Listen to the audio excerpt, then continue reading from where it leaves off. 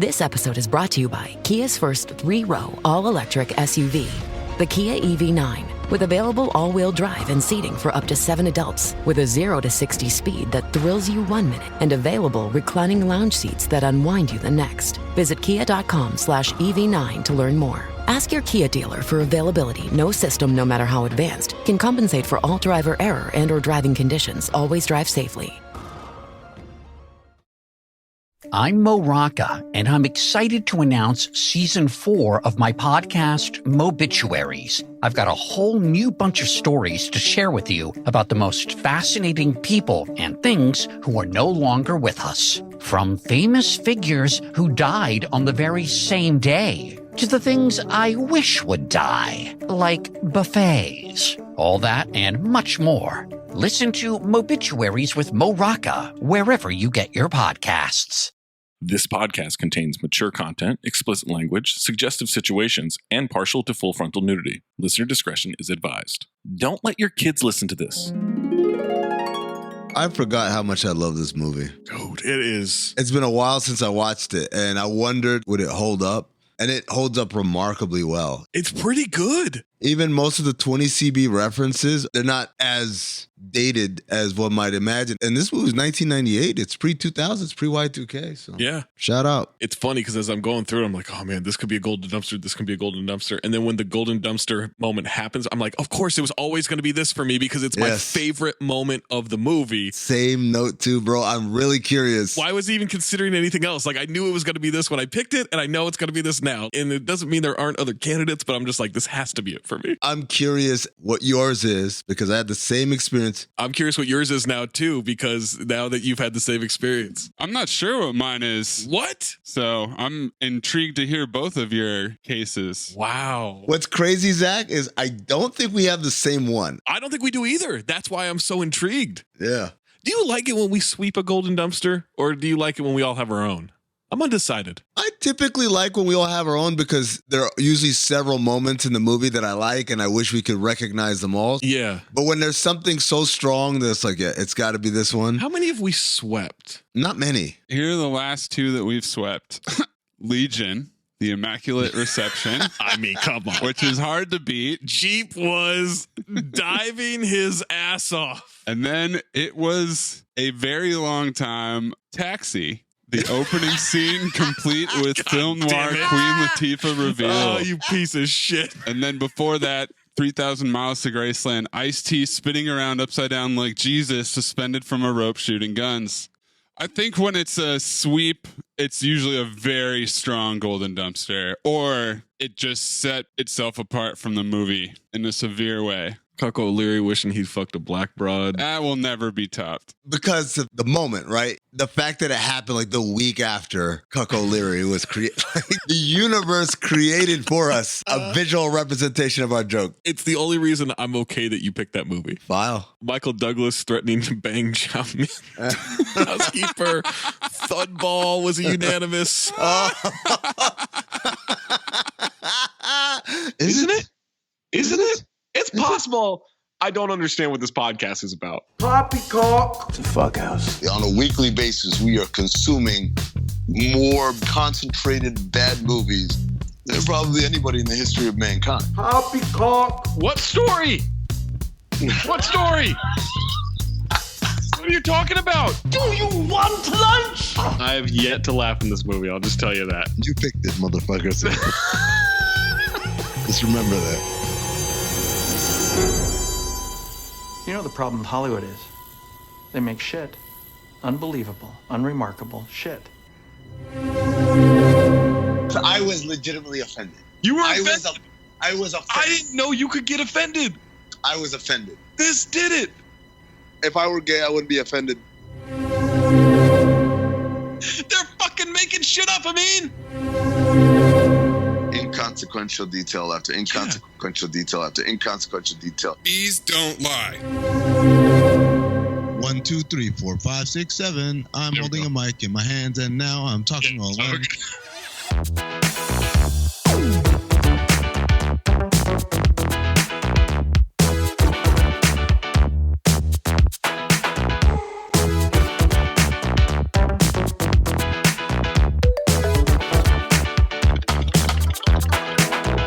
Welcome to Cinephobe, the podcast we break down the movies you're afraid to admit you love. I'm Zach Harper. That's Amin Al-Hassan. That's Anthony Mayes, part of the Lebitard and Friends Network for Meadowlark Media. Oh my goodness. What a time it's been being part of Meadowlark.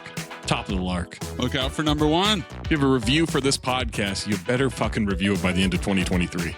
5,470 ratings on Apple Podcast. If you have a submission, you got to submit it. Just needs to be 40% or lower on the Rotten Tomatoes audience or critic score. December has been not just the last month of 2022.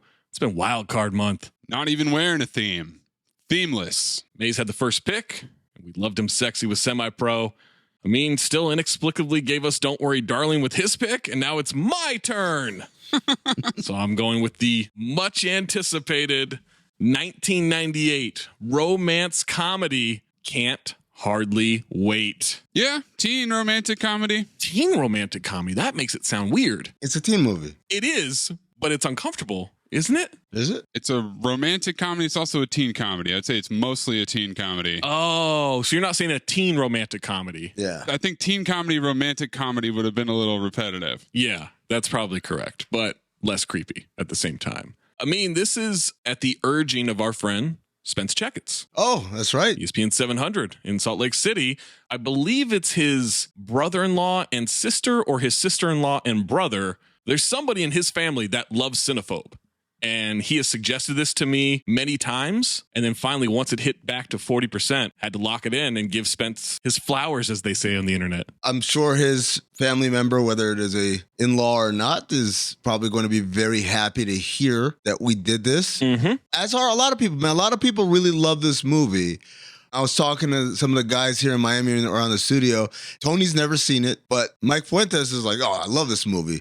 Juju saw it. He remembers bits and pieces, but he kept getting it mixed up with other movies that came around the same time. She's All That, American Pie, and all that. But for the most part, the people who've seen it have fond memories. Can't Hardly Wait stars Jennifer Love Hewitt, Ethan Embry, and Charlie Corsmo. J Love is a repeat offender from Sister Act 2, Back in the Habit. I wish I knew how to quit you. You also know her from House Arrest, I Know What You Did Last Summer, and I Still Know What You Did Last Summer. At the time, she was also on Party of Five, which was a major show.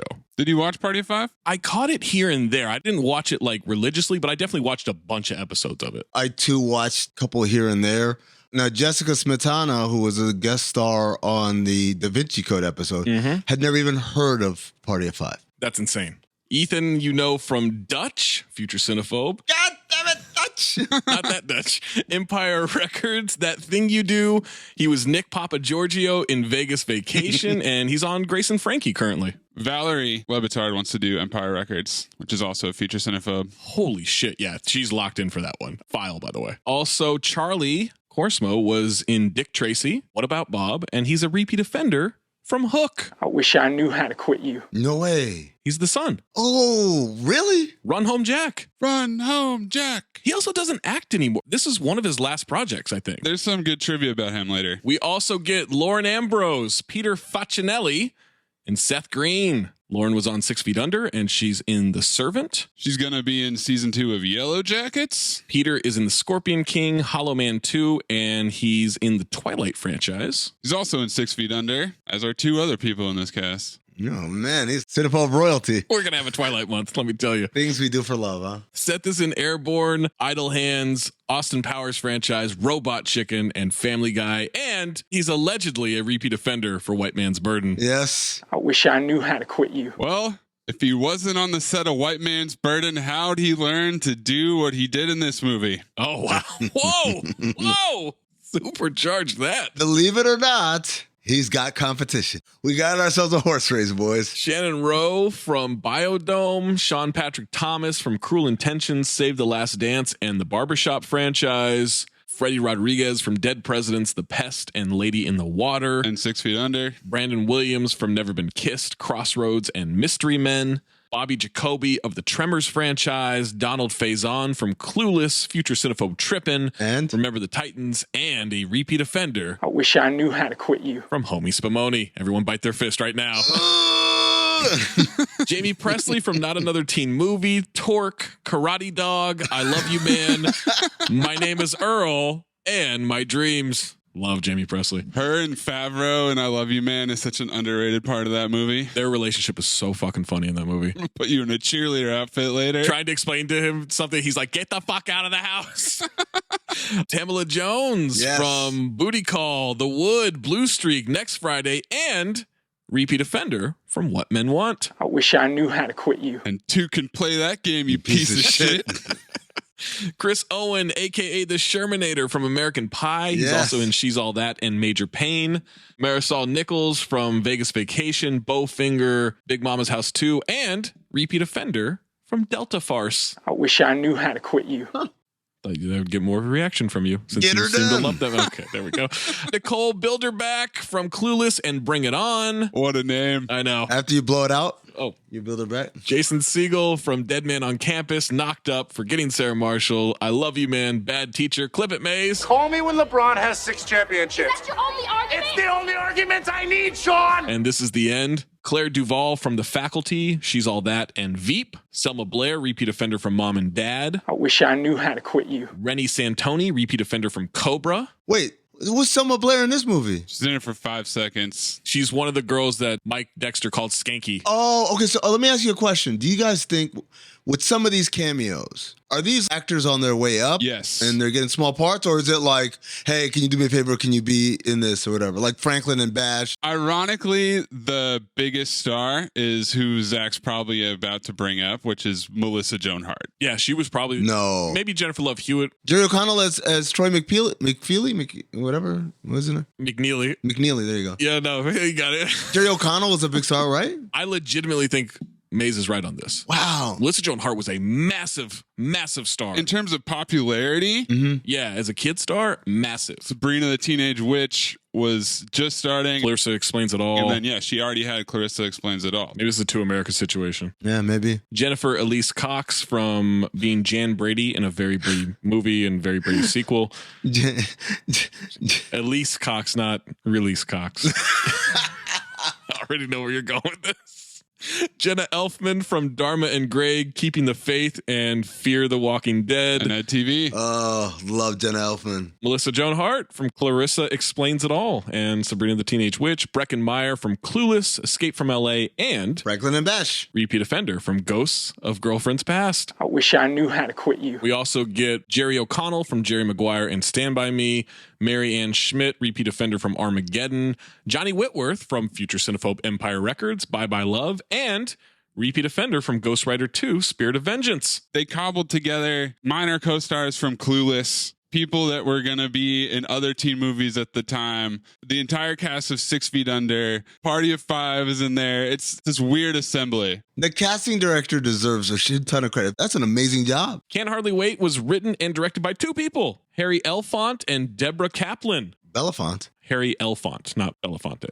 Oh. They both directed this and Josie and the Pussycats, and that's it. Wow. They wrote The Flintstones and Viva Rock Vegas, Surviving Christmas, Maid of Honor, and Leap Year. And they met at NYU Film School. Synopsis for Can't Hardly Wait. A complete graduating class consisting of beautiful girls, geeks, and promising footballers assemble at a rich classmate's residence for a party. Interesting developments follow at the get-together. That's really bad. A terrible synopsis. It is what happens, though. Sure, yeah. That's just very informative. No real dance to it all, you know? Tagline. For the class of 1998, the last night of high school is the first night of the rest of their lives. Corny, but okay. Pretty accurate. I got a couple others. In the history of partying, Huntington Hills High School is about to become legendary. Disagree. An event 18 years in the making.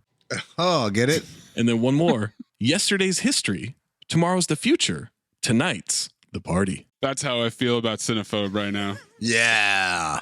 $10 million estimated budget. Cheap. Gross $25.6 million US and worldwide. What? DVD sales, though, had to have been through the fucking roof. Yeah, I didn't see this in the theater. I was like, what? Then I realized, yeah, this is one of those movies I caught like on HBO. Before we jump into this movie and you listen to the rest of this podcast, Can't Hardly Wait is available on HBO Max. There it is. Full circle. Is that full circle? Yeah. I mean, for you, I guess, yeah. Sunrise, sunset. I saw it in the theater. Did you? Didn't I? Welcome to Cinephobe. What, you like 15 years old? 16. Oh, wow. Yeah. You come up in my notes, by the way, a couple of times. You come up in mine as well. I know. Oh, well, I know.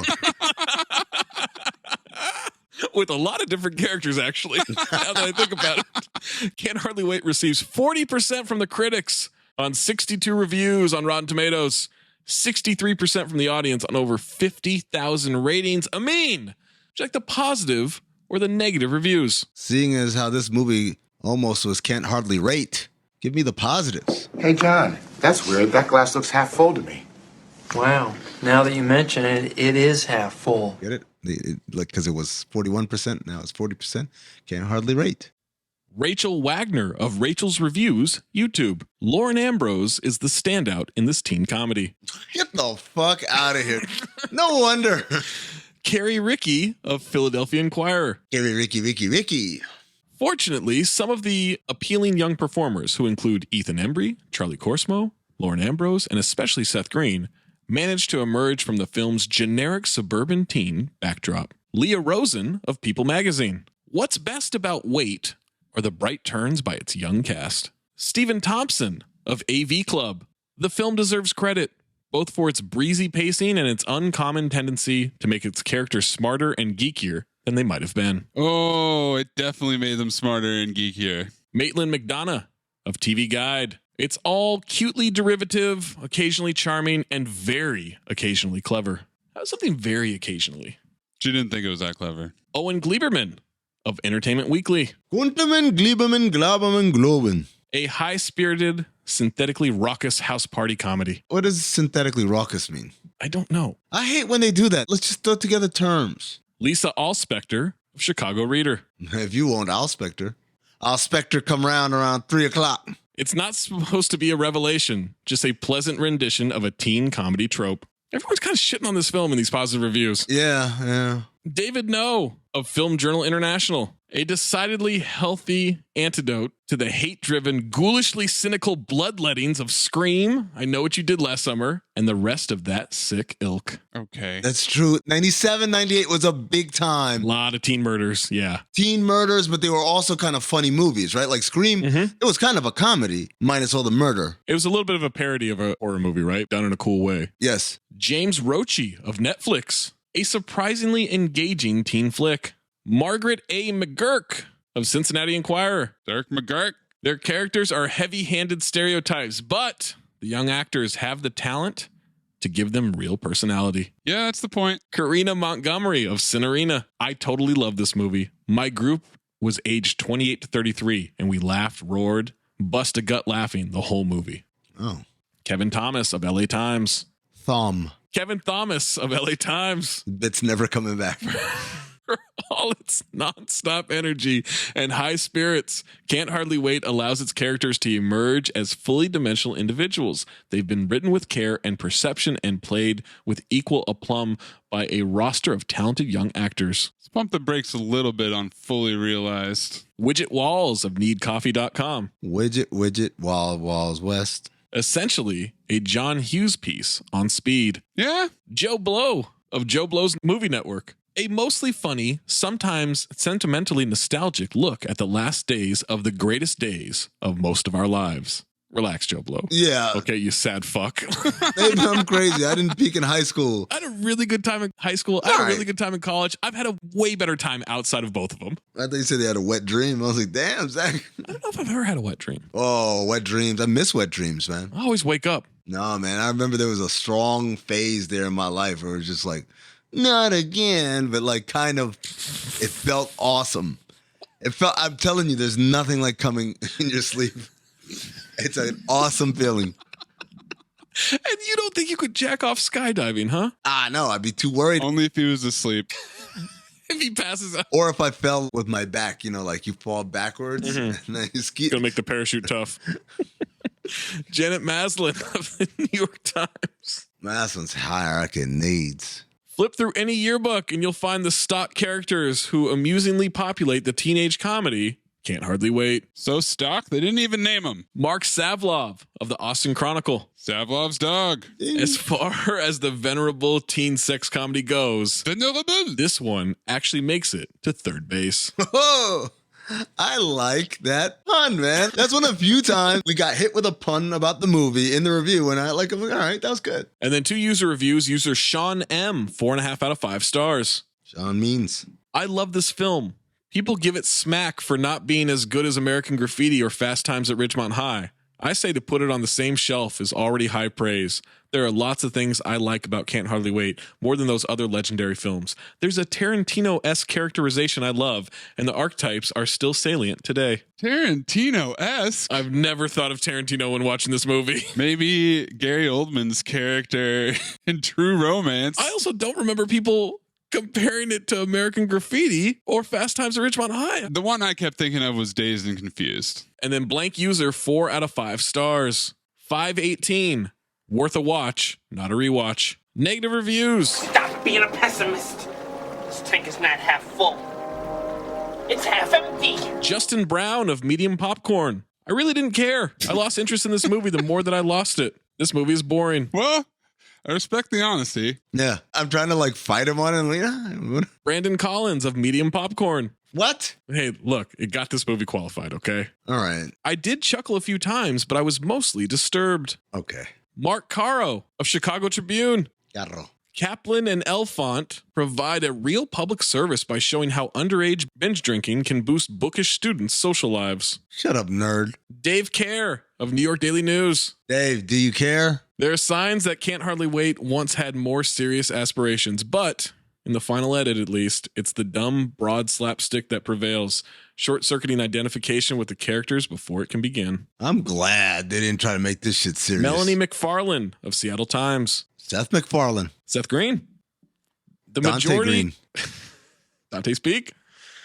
The majority of the film Peaky is Blinders. Blind's position from Daredevil. Oh, man. Let me tell you something. There's a character with the name's position in his name. Can't wait to drop that one. Can't hardly wait. He said it. The majority of the film is mired in magazine cliches and tired gags. Oh, look, the foreign exchange student only knows how to say he's a sex machine. Ha. And the nerd's getting drunk. Who? The nerds. Film 4 staff of Film 4. This charmless and predictable teen comedy is packed with tired, secondhand ideas that render it wholly uninspiring. Wholly uninspiring. Catholic month is back. Anne Hornaday of Baltimore Sun. A horn a day keeps the blue balls away. What? I think so. No? Okay. Youth may be wasted on the young, but it's a drop in the bucket compared to the time wasted pandering to them. Drop in the cum bucket. What? Michael O'Sullivan of Washington Post. Little voice. John Hughes must be spinning in his grave. Hughes. Emmanuel Levy of Variety. A failed attempt to recapture the exuberant magic of such high school movie classics as American Graffiti. This is a loud and boisterous comedy in which the entire action is set during an interminably long graduation night. Yeah, that's the movie. One night. Why does that matter? Drag on Onto Love of rex.arts.movies.reviews. Call me Dragon, a son of God. Less of a movie and more a collection of 1980s teen movie cliches. Yeah, for a new generation. That's what they were trying to do. John R. McEwen of Film Quips Online. That's right, McEwen. This is the kind of pointless teen schlock one sees on USA Up All Night. Either prescient or wrote that because they saw it on USA Up All Night. Alicia Potter of Boston Phoenix. You're a wizard, Alicia. Despite flashes of body humor, Can't Hardly Wait is just like its beer. It starts out frothy, but soon goes flat. I hate the word frothy. You do? Yeah, I think it's a terrible word. Frothy. Nothing appealing about frothy. I like froth. Nobody drink the beer. The beer has gone bad. Tastes like beer to me. Big movie for disembodied voices, by the way. Oh, the whole movie was made as a disembodied voice. Jack Garner of Rochester Democrat and Chronicle. Barry Manilow? Can't hardly wait for it to be over. Okay, just fuck Barry Manilow then, I guess. And then last one, Michael Dakina of themoviereport.com. A messy throwback to 80s teen comedies. You got him, Dakina. Amin, we'll get your first note after these messages. Listener, what's up? Zach Harper, coming to you live from Just Making My Picks on Prize Picks, the largest daily fantasy sports platform in North America. For my money and your money, the easiest and most exciting way to play DFS. Again, that's daily fantasy sports. It's just you against the numbers instead of battling thousands of players, including like pros and sharks, those people that really try to game the system and screw you over. You just pick more or less on 2 to 6 player stat projections and watch the winnings roll in. Basketball's here, right? So check this out. This is the cool thing that I love from Prize Picks. You can now pick combo projections across football and basketball from the Specials League, a league created specifically for combo projections that includes 2 or more players from different sports and leagues. So if you want to do like more Patrick Mahomes yards and less James Harden points, you can do that. You can do that combination. You can do any combination that they have on there. You just go to the Specials League. You want to play alongside people. Maybe you don't want to go it alone. Maybe you want to play alongside people. You can go to, I don't know, Meek Mill, Andrew Schultz. You find them in the community plays under the promos tab of the app to view entries from some of the biggest names in the Prize Picks community each week. And best of all, Prize Picks even offers a reboot policy so your entries stay in play even if one of your players gets injured. For football and basketball games, if you have the player who exits the game in the first half and does not return in the second, that player is rebooted. Prize Picks, the only daily fantasy sports platform with an injury insurance policy. So I'll tell you what you do. You go to prizepicks.com/ding and use the promo code DING, D-I-N-G, for a first deposit match up to $100. Let me say that again for you. You go to prizepicks.com/ding. You use the code DING, D-I-N-G, for a first deposit match up to $100 from our friends at Prize Picks. Prize Picks, daily fantasy sports made easy. Amin, what is your first note? First note is file. Then Jennifer Love Hewitt, super file. Is she single? Zach, I figured you probably looked it up. I looked this up not that long ago. Yep, there it is. Oh, man, I feel like she's recently divorced. I can always count on you, Zach. No, married since 2013. Who was I looking up? Huh.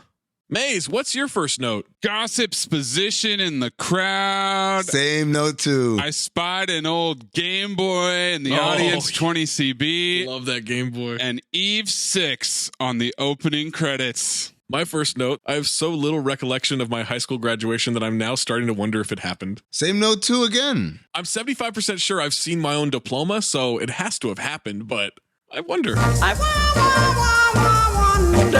Couple things. Gossip's position. So Gossip Month continues on Cinephobe. Then I asked the question, what did you guys do for graduation? I'll start. Oh, wow. You're answering your own question. Absolutely, because I'm excited about this one. In my graduating class was Pele's daughter. I went to high school with Pele's daughter. So Pele was at my graduation. Wow. My graduation was at the UN in the General Assembly room. Just kicking it. And then afterwards, there was a loft party. And that was when I had my first sip of alcohol. I mean, useless. We're 4 hours in and he's already drunk. He's got to do something at 1 a.m. He's going to be drunk. Cinephobe is going to be at 1 a.m. and he's not going to be able to do it. Like, wait, are you kidding me? He's hammered. Oh. Up until that point, I didn't drink, right? All right, William Lichter. I went up to the bar. My buddy was behind the bar making drinks, and I said, yo, let me get a Coke. And then I turned around, I was talking to somebody, turned back around, and there's a cup of clear liquid. So I said, oh, you probably didn't have Coke. Gave me a Sprite. Take the drink. Oh, shit. Big swig, because I was kind of thirsty. It was hot in there, a lot of people. And then, oh my God, this is nut. And he's like, what are you doing? That's vodka. See, I figured what happened is you took that big swig, and then all of a sudden the room lit up, and you heard, oh, and all these angels came singing for you, and trumpets blared, and every angels. I remember we went to a Giants game the day before graduation. Mm-hmm. We had like some grad night at a mini golf course / water park where they like rented it out for us, all this food and shit, and there's dancing. That's fun. Yeah, it was a great time. I'm pretty sure that was grad night. Mace? We had our graduation at Stern Grove, which is a cool spot out here. And then there was a couple grad parties. There was one that night. I think there might have been another nighttime one. There was one that was at a house in Stinson Beach. They kind of went all out. I remember a lot of different things. We do have some gossip montage position at the graduation, as May said. Game Boy messages written on graduation caps. Oh my God. Mike totally dumped Amanda. Mike Dexter and Amanda broke up. Chris Moore is totally naked under his gown. Everybody's going to the party tonight. Huge party tonight. They kept saying huge. Everybody said it was a huge party. You guys good at that hand slap game? because I'm a master at it. Quick hands. To pull your hands back, hands on top of hands. Have not played that in a minute. I don't think I was ever very good at it. Oh, man. Dominant. Fun fact, I like to do that with the women I'm involved with. What? Yes. When I'm involved with a woman, I like to play the hand slap game. That's serious for Amin. Wow. That's not first base. That's third base. That's foreplay, huh? That's how I express my patriarchal urge. All right. Someone's going to community college. Someone's gown smells like blue cheese. Someone's joining the army. Chris Moore still naked under his gown. I said, when joining the army meant shaving your head and getting a good workout in. Yep. What a time. 20 CV. Like, let me tell you something. Let me explain something to all their younger listeners. There was like a strong decade in the 90s. I had a bunch of friends who were in ROTC, and I was like, why? And I was like, you get, school paid for. And like, what are you going to do? Serve some time in like San Diego. If they send you abroad, you might go to Qatar or somewhere like that, hang out, and then you come back and like everyone sucks your dick for being in the service and stuff. And I'm like, I guess that makes sense. And then I remember 9/11 happened. I was like, oh shit. Woo! It changed, man. You gotta have to go to war. Yeah. I'm like, oh shit. This shit is real. Preston's sitting next to Chris Moore, and he knows he's naked under his gown. I said, these feet are horny. He hadn't heard about Mike breaking up with Amanda, and we've got yearbooks position, guys. Close up freeze frame on Preston Myers' stupefied face, which we will be seeing a lot of in this movie. Activities, literary journal, honor society, swimming, future plans, Dartmouth. Quote, beware of all enterprises that require new clothes. Thoreau. Just Thoreau. No first name, no description. Nah, didn't need it. Didn't need it. You know why? Because that quote was pretty thorough. Stole that one from Family Guy, guys. Who was your Amanda Beckett? As we discovered, Amanda Beckett's broken up with Mike Dexter. Our buddy Preston is really excited about this. Mm-hmm. This is the girl that he's been thinking about all this time. Actually, you know what? Let's just keep it rolling. You can't believe it. They've graduated. They throw their weapon caps into the air. That's dangerous. Preston believes Amanda being single and them both going to this party has everything fallen into place. It's fate. He's talking to his friend Denise, and someone's telling her for $5 she can keep her tassel. Yeah, then I can press it between my yearbook with my prom corsage. Yearbook! Freeze frame! Denise Fleming. Activities, none. Future plans, NYU. The Denise system. Quote, a true friend stabs you in the front. Oscar Wilde. Oscar Cockburn. Denise is upset Preston has changed his plans for the night and is going to the party. Also, Denise Exposition lets us know you're only leaving tomorrow. Oh, big time. Hello, Exposition. Denise is very ass on in this scene. I hate the movie trope of graduation, leaving tomorrow. I think it's so stupid. No one's going anywhere in June. I'm sorry. Preston says he and Amanda have to finish what they started 4 years ago. Denise says he's afraid to move forward. Don't look back. You should never look back. And that's when a stoner guy runs into some structure being moved. He runs frantically in front of the camera and crashes into a table. And I don't want any questions about the tables. Yep, honey. I'll be home from work soon. I'm just picking up my last table.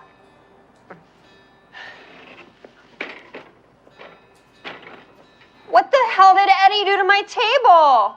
It's filthy. God.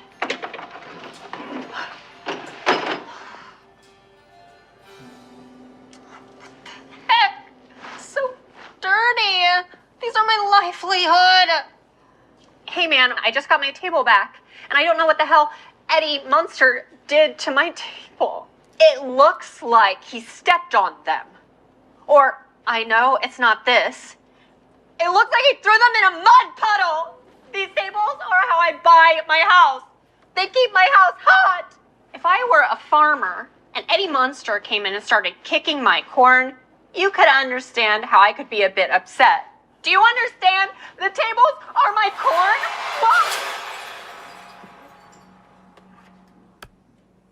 Wow.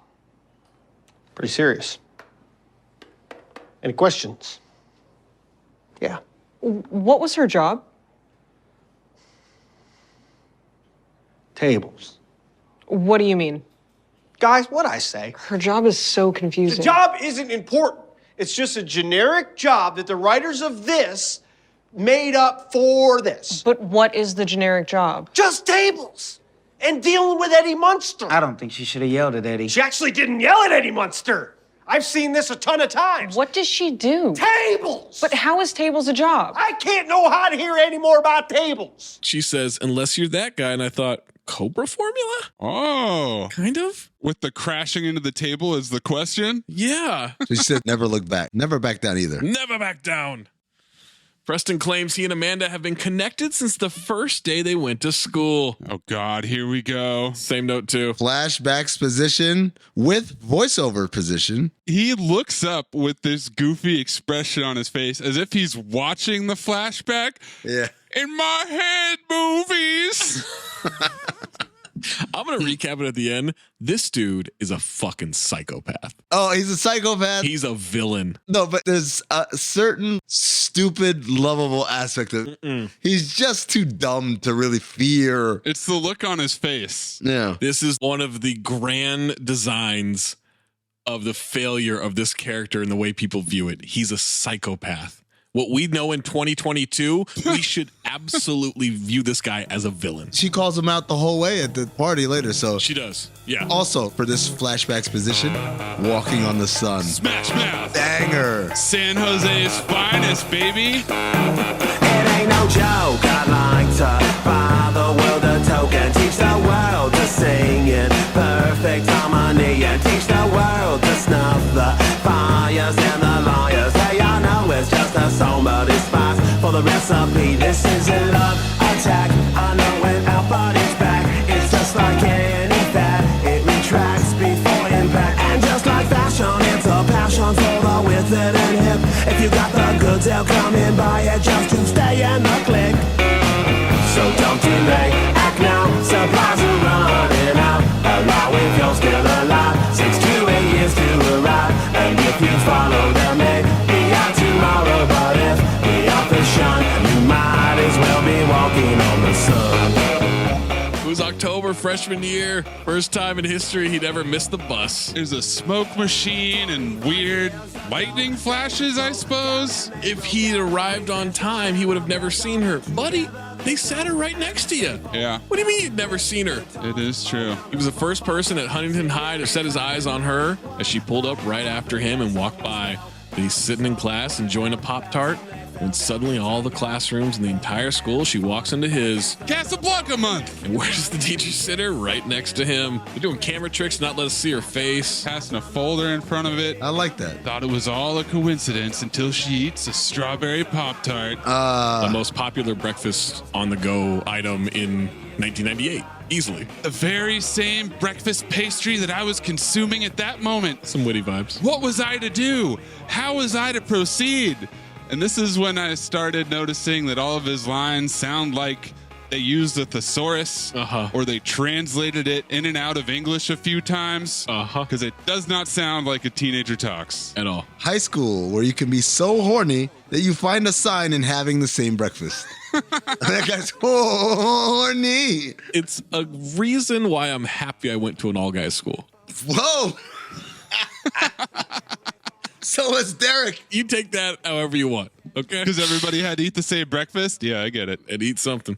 Teacher asks who wants to give Amanda a tour of the school, and Mike Dexter, of all people, beats him to it. He's wearing a football jersey. Legendary interception. Can anybody take this drunk, horny, crazy woman home? At that moment, Johnson heard the imminent whistle from the train of destiny. As the pass went up, Johnson sprung into action. It was Jimmy Mackey's 9th interception of the year, living up to his reputation as one of the bad boys of the league.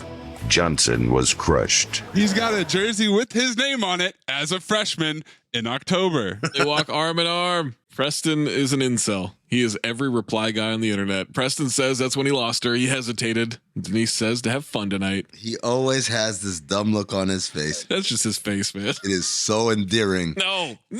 This is Jeep all over again, Zach. Oh, my God. That's just what Ethan Embry does, man. Just wait till he sees him in Empire Records. Sarcastically, she says, be sure to tell everyone how much she'll miss them. Preston wants her to go. Why would she go? And he says, what else are you going to do tonight? Cut to them in the car. He's still fawning over this idea that Mike broke up with Amanda. She can't believe she's going to this party. There's a fast food spot. And we get Creed. Ode. Clip this guitar riff.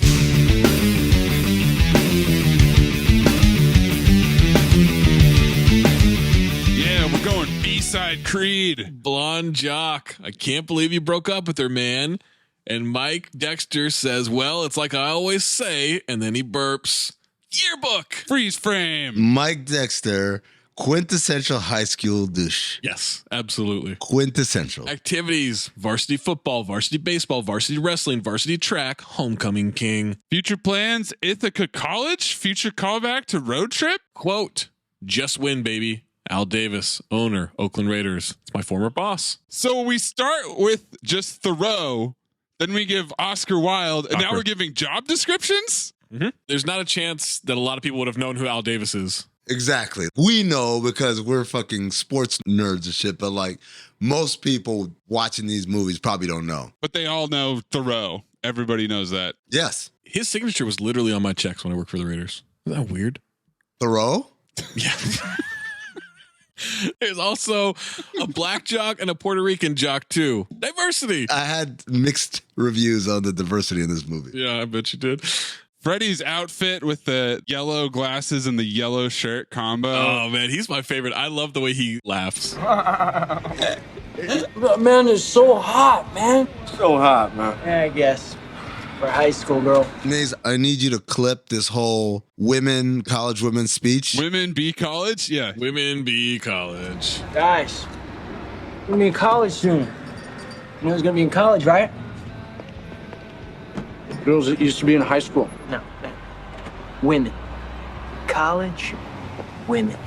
Women with no curfew, women on the pill, and women. Women, bro. We're staring into the future here. And the future is women. Women. And I said, woman, in the Eastern European misogynist voice. Women. Hey. Maybe we should break up with our girlfriends too. That would be sweet. We'd have the whole summer to hang out together, party, and get with every chick in sight, man. Without our lame-ass girlfriends hanging around us. Yeah, man, they suck. That's what I'm saying. They suck. That's what I'm saying. You're right, Dex, man. Beth, kiss my ass! Yes, babe. Yes! Yeah! Quick, to my stepdad's pickup truck.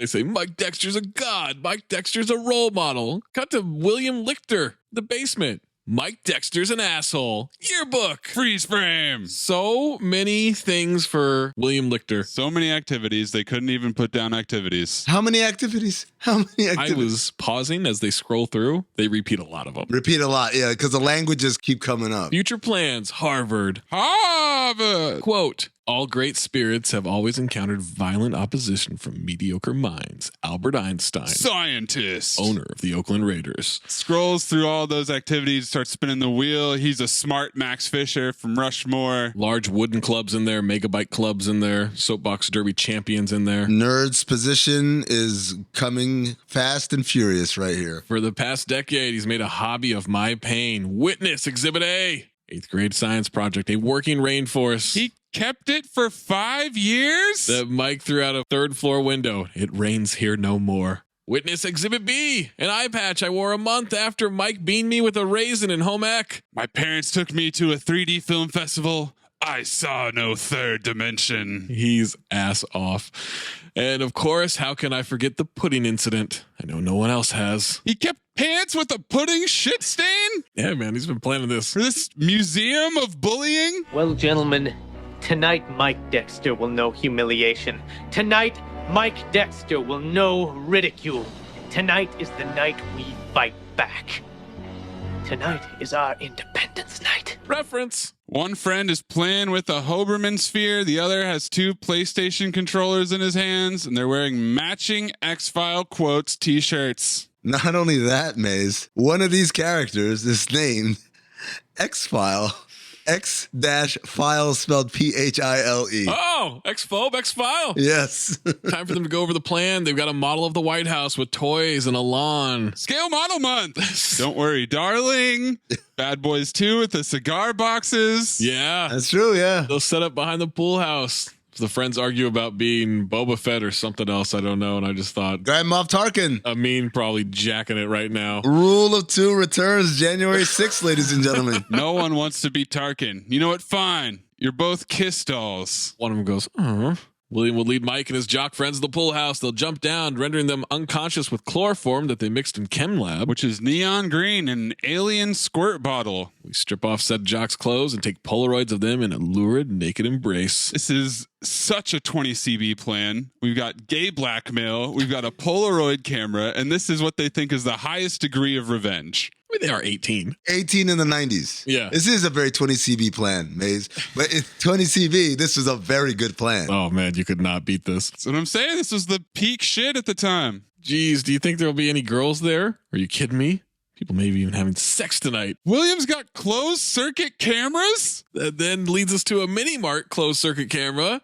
And we see Seth Green and his friends. Yo, I gotta have sex tonight. And this Busta Rhymes track right here. Oh, fired up. Banger. Fired up. It's tough. That's a tough one right there. Sounds like you're saying something else. Yo, I gotta have sex tonight. Yearbook. Kenny Fisher. Activities, JV basketball, 1 game. Future plans, UCLA, quote, picture me rolling, Tupac. No explanation. So many high school yearbook quotes had picture me rolling in there. Seth Green is already fully ass off. Fully ass off. 92%, yo! Anytime I see 92 to this day, 24 years later, I think 92%, yo! Every time. I mean, peep this. It say here 92% of honeys at UCLA sexually active. 92% of women in Los Angeles at UCLA walking around going, class or sex? What shall I do? 92%, yo! You know what that means, don't you? That means I got some 92% chance of embarrassing myself. I roll up on that shorty like, what's up, yo? She be like, you don't know 20 different ways to make me call you Big Papa? Because I don't, yo. I have so many notes. My head was exploding off of this one scene with Seth Green. Oh, my God. His buddies look so stupid. The upside down visor. One has a combination lock on a chain. Lock on a chain, yeah. He's chewing on either a cigar, a piece of jerky, or just a stick. I think it's a stick. The other one has a big key, the upside down visor. Seth's got these little baby braids and a Seahawks jacket. The upside down visor was such a thing. It looks ridiculous and cartoonish now. I'm telling you, people dress like this. Back then, all of us tried it once. And I remember everybody in my friend group, except for one guy, got completely clowned doing it. And so we never wore it again. My cousin Mo, DJ Moma, he used to do the upside down visor and he looked cool. I didn't get clowned, but I knew immediately, not for me. It's like the fedora thing. Never did the fedora thing. Oh, I never did it either, but we had a friend who walked in, we were like, get the fuck out of here. You better take that shit off. The way they're talking, I said, oh, man, problematic. But then again, there were a lot of white kids doing this shit in the 90s. Also, Louis Pinnock. Lock it in, ass off, lock it in.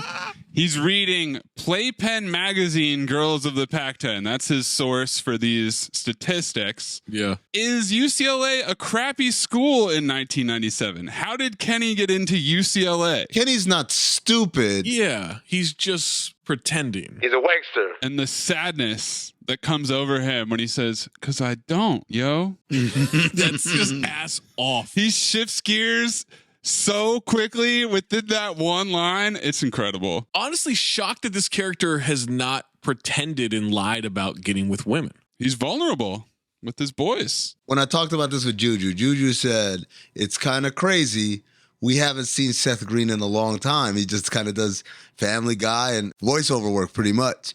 He asked the question, what do you think Seth Green looks like now? And I said, he probably looks like he did in the third Austin Powers, remember? With the comb over. Yeah. They run into the Shermanator, who is a kleptomaniac and just starts stealing shit. I start tracking everything he steals. Awesome. I've got a running tally throughout this movie. His buddy takes a pinky dip of a jar of salsa. Who be the lucky honey? Yo, I ain't decided yet, right? But I figure all the bitches in the class gonna be at this party, you know? I got to give them all an equal opportunity at the Special K. It took me all day, but I narrowed it down to a list of 10 very lucky finalists. You know what I'm saying? Well, what's up, man? You know what I'm saying? Yeah. Check this out. Observe. And Kenny opens his backpack, revealing his love kit. That JanSport. Condoms, oils, butt plug with feathers, whipped cream, Kama Sutra book. So many condoms. How many condoms? How many condoms? The homie takes out a pink candle. Oh damn, man, our boy's a bingo, yo. Who's a bingo? Yeah, the guy comes over. Who's a bingo? Yo, both y'all. This is a fragrance of love scented candle, bitch. Damn. Yo, you actually think you're gonna hit this party packing a pleasure chest and some girl just gonna give it up? Watch me, G. So confident, just walks away. Cut to the party. Preston and Denise show up. He tells her to wait, getting out of the car. He's got the letter. She rolls her eyes. She rolls her eyes a lot. You're not gonna give her the letter. Why wouldn't he give her the letter? Because you haven't had the chance to revise it for the 4th billionth time. He says all great writers revise. And she starts mocking it. Dear Amanda, now that you're finally single, I can finally give you this sappy love letter that I never had the guts to give you during all 4 years of high school. As she's talking, he's ignoring her. He hears Mandy on the radio by Barry Manilow. Says, listen to the words. Oh, Mandy. You came and you saw. Why do we have a radio station on that plays Barry Manilow? Amanda, Mandy. Mandy is short for Amanda, also Mandrew. It's true. Denise's rebuttal is that Barry Manilow is saying the song about his dog, Mandy, not a woman. And they have this whole argument back and forth. And this is the part where the review might have been right. This is the teen movie version of the Burger King combo in Pulp Fiction. Ah. What they call a Whopper. Royale with cheese. Is that the Tarantino reference that person was talking about? There it is, Tarantino-esque.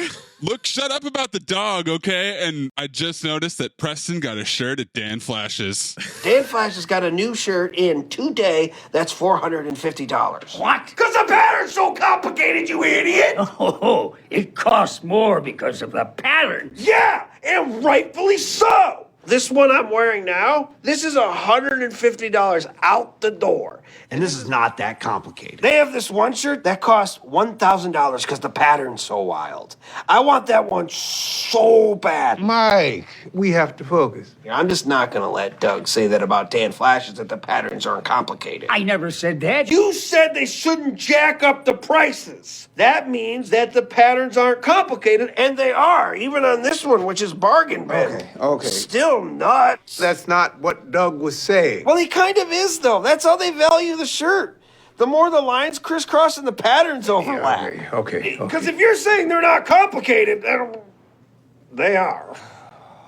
They are. All right, the girl welcoming everybody to the party. More Eve 6, Inside Out. She recognizes Preston, has no idea who Denise is. Nope. Denise starts to leave. Preston pulls her back on the party. Melissa Joan Hart stops Preston, has to sign her yearbook. She's going to be the first Huntington student to get all 522 seniors to sign. 522? My, how ambitious of you. Melissa knows who she is, not getting away without signing. Why didn't you get a senior portrait taken? Did you guys know everyone in your graduating class? She knew every single person. Like, oh, Preston, hey, Denise, hey, whatever. No.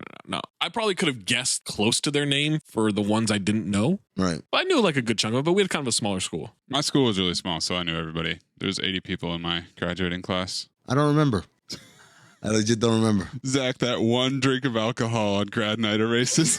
Just wiped it all out, man. Hard drive. The original mind eraser.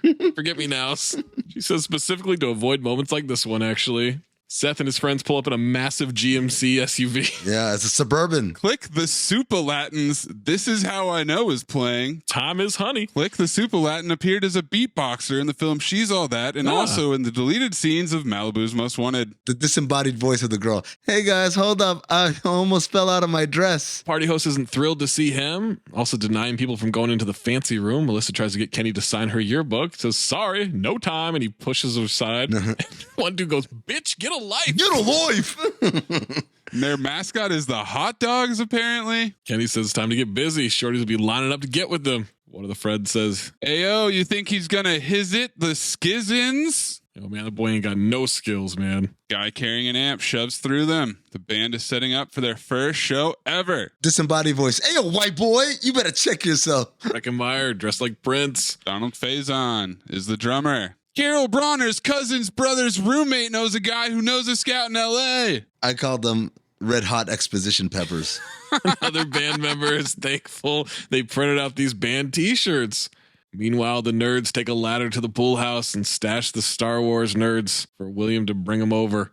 Rendezvous at 00:30 hours. Ask William what he's going to do because there's going to be drinking. Well, I will be drinking. But William, you could get drunk. You could get addicted. This is like Tim Meadows in Walk Hard. Dewey, get out of here. You don't want no part of this shit. No, it's okay. Look, I downloaded this little baby off the net. I will know exactly how many spirits I may imbibe without affecting my judgment or my behavior. Wow, you've got every angle covered. Is calling it the net 20 CB? Extremely. Yeah, absolutely. Future Cinephobe, by the way. William, in this light, you somewhat resemble David Duchovny. He smiles and runs off to the party. Cut to the German exchange student. I am a sex machine. Huh? Sex machine. Oh, and boys, we got ourselves a horse race for Louis Pinnock. Make him say something else. Okay. Would you like to touch my penis? Would you like to touch? Interruption. Mike Dexter and his friends walk into the party. Huntington Hills High, kiss my ass. Melissa asks him to sign the yearbook. She starts doing a cheer as he walks and high fives people, and he pushes her out of frame. He shoves the shit out of her. Yo, she's ass off, man. She goes flying. Paparazzi flashes keep going off. Their girlfriends are there gushing over them. They all shoot daggers at Mike. He tells them to remember the game plan, but they have already forgotten. I see Tamala Jones and I say, well, that's a triple X file. Mm. And speaking of triple X file, Jamie Presley. JLH walks through the door. Uh-huh. Sneaker Pimp, 6 Underground, music change. Everyone stops and whispers and gossips. Is she trying to look scared? Because she just looks doe-eyed. Preston, being a real creep, sees her. Yearbook. Amanda Beckett. Activities, cheerleading, homecoming queen, junior prom queen, senior prom queen. Future plans, undecided. Quote, I'd rather see the world from another angle. Oh. Jewel. Owner of the Oakland Raiders. She walks right by Preston. He just freezes. He's so excited. And he says, well, I think you made a real connection.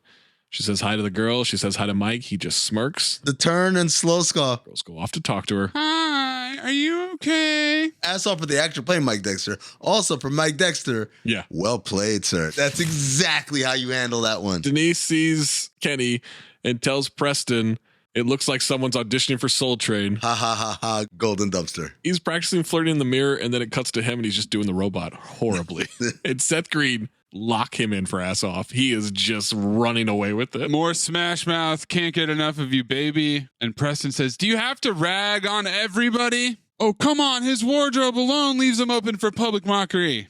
Preston expositions, they used to have sleepovers in 4th grade. Oh. People don't forget. I cannot stand the people that are so obsessed with everything that happened in grade school and all this shit. We're like, well, in 4th grade you did that. And then I'm like, Jesus Christ, grow up. I couldn't stand this shit in high school. You get that a lot, Zach? It can't be your whole personality. I only see that in movies. That's gotta be a super suburban thing where you literally went to school with somebody for 12 years. Right after high school, there were a couple of guys in our friend group who would just reference everything from high school and grade school and shit. Oh, trust me. Those guys are coming up in this movie. Yeah, there's a character that's going to give Zach a trigger warning shortly. Oh, my God. Yep.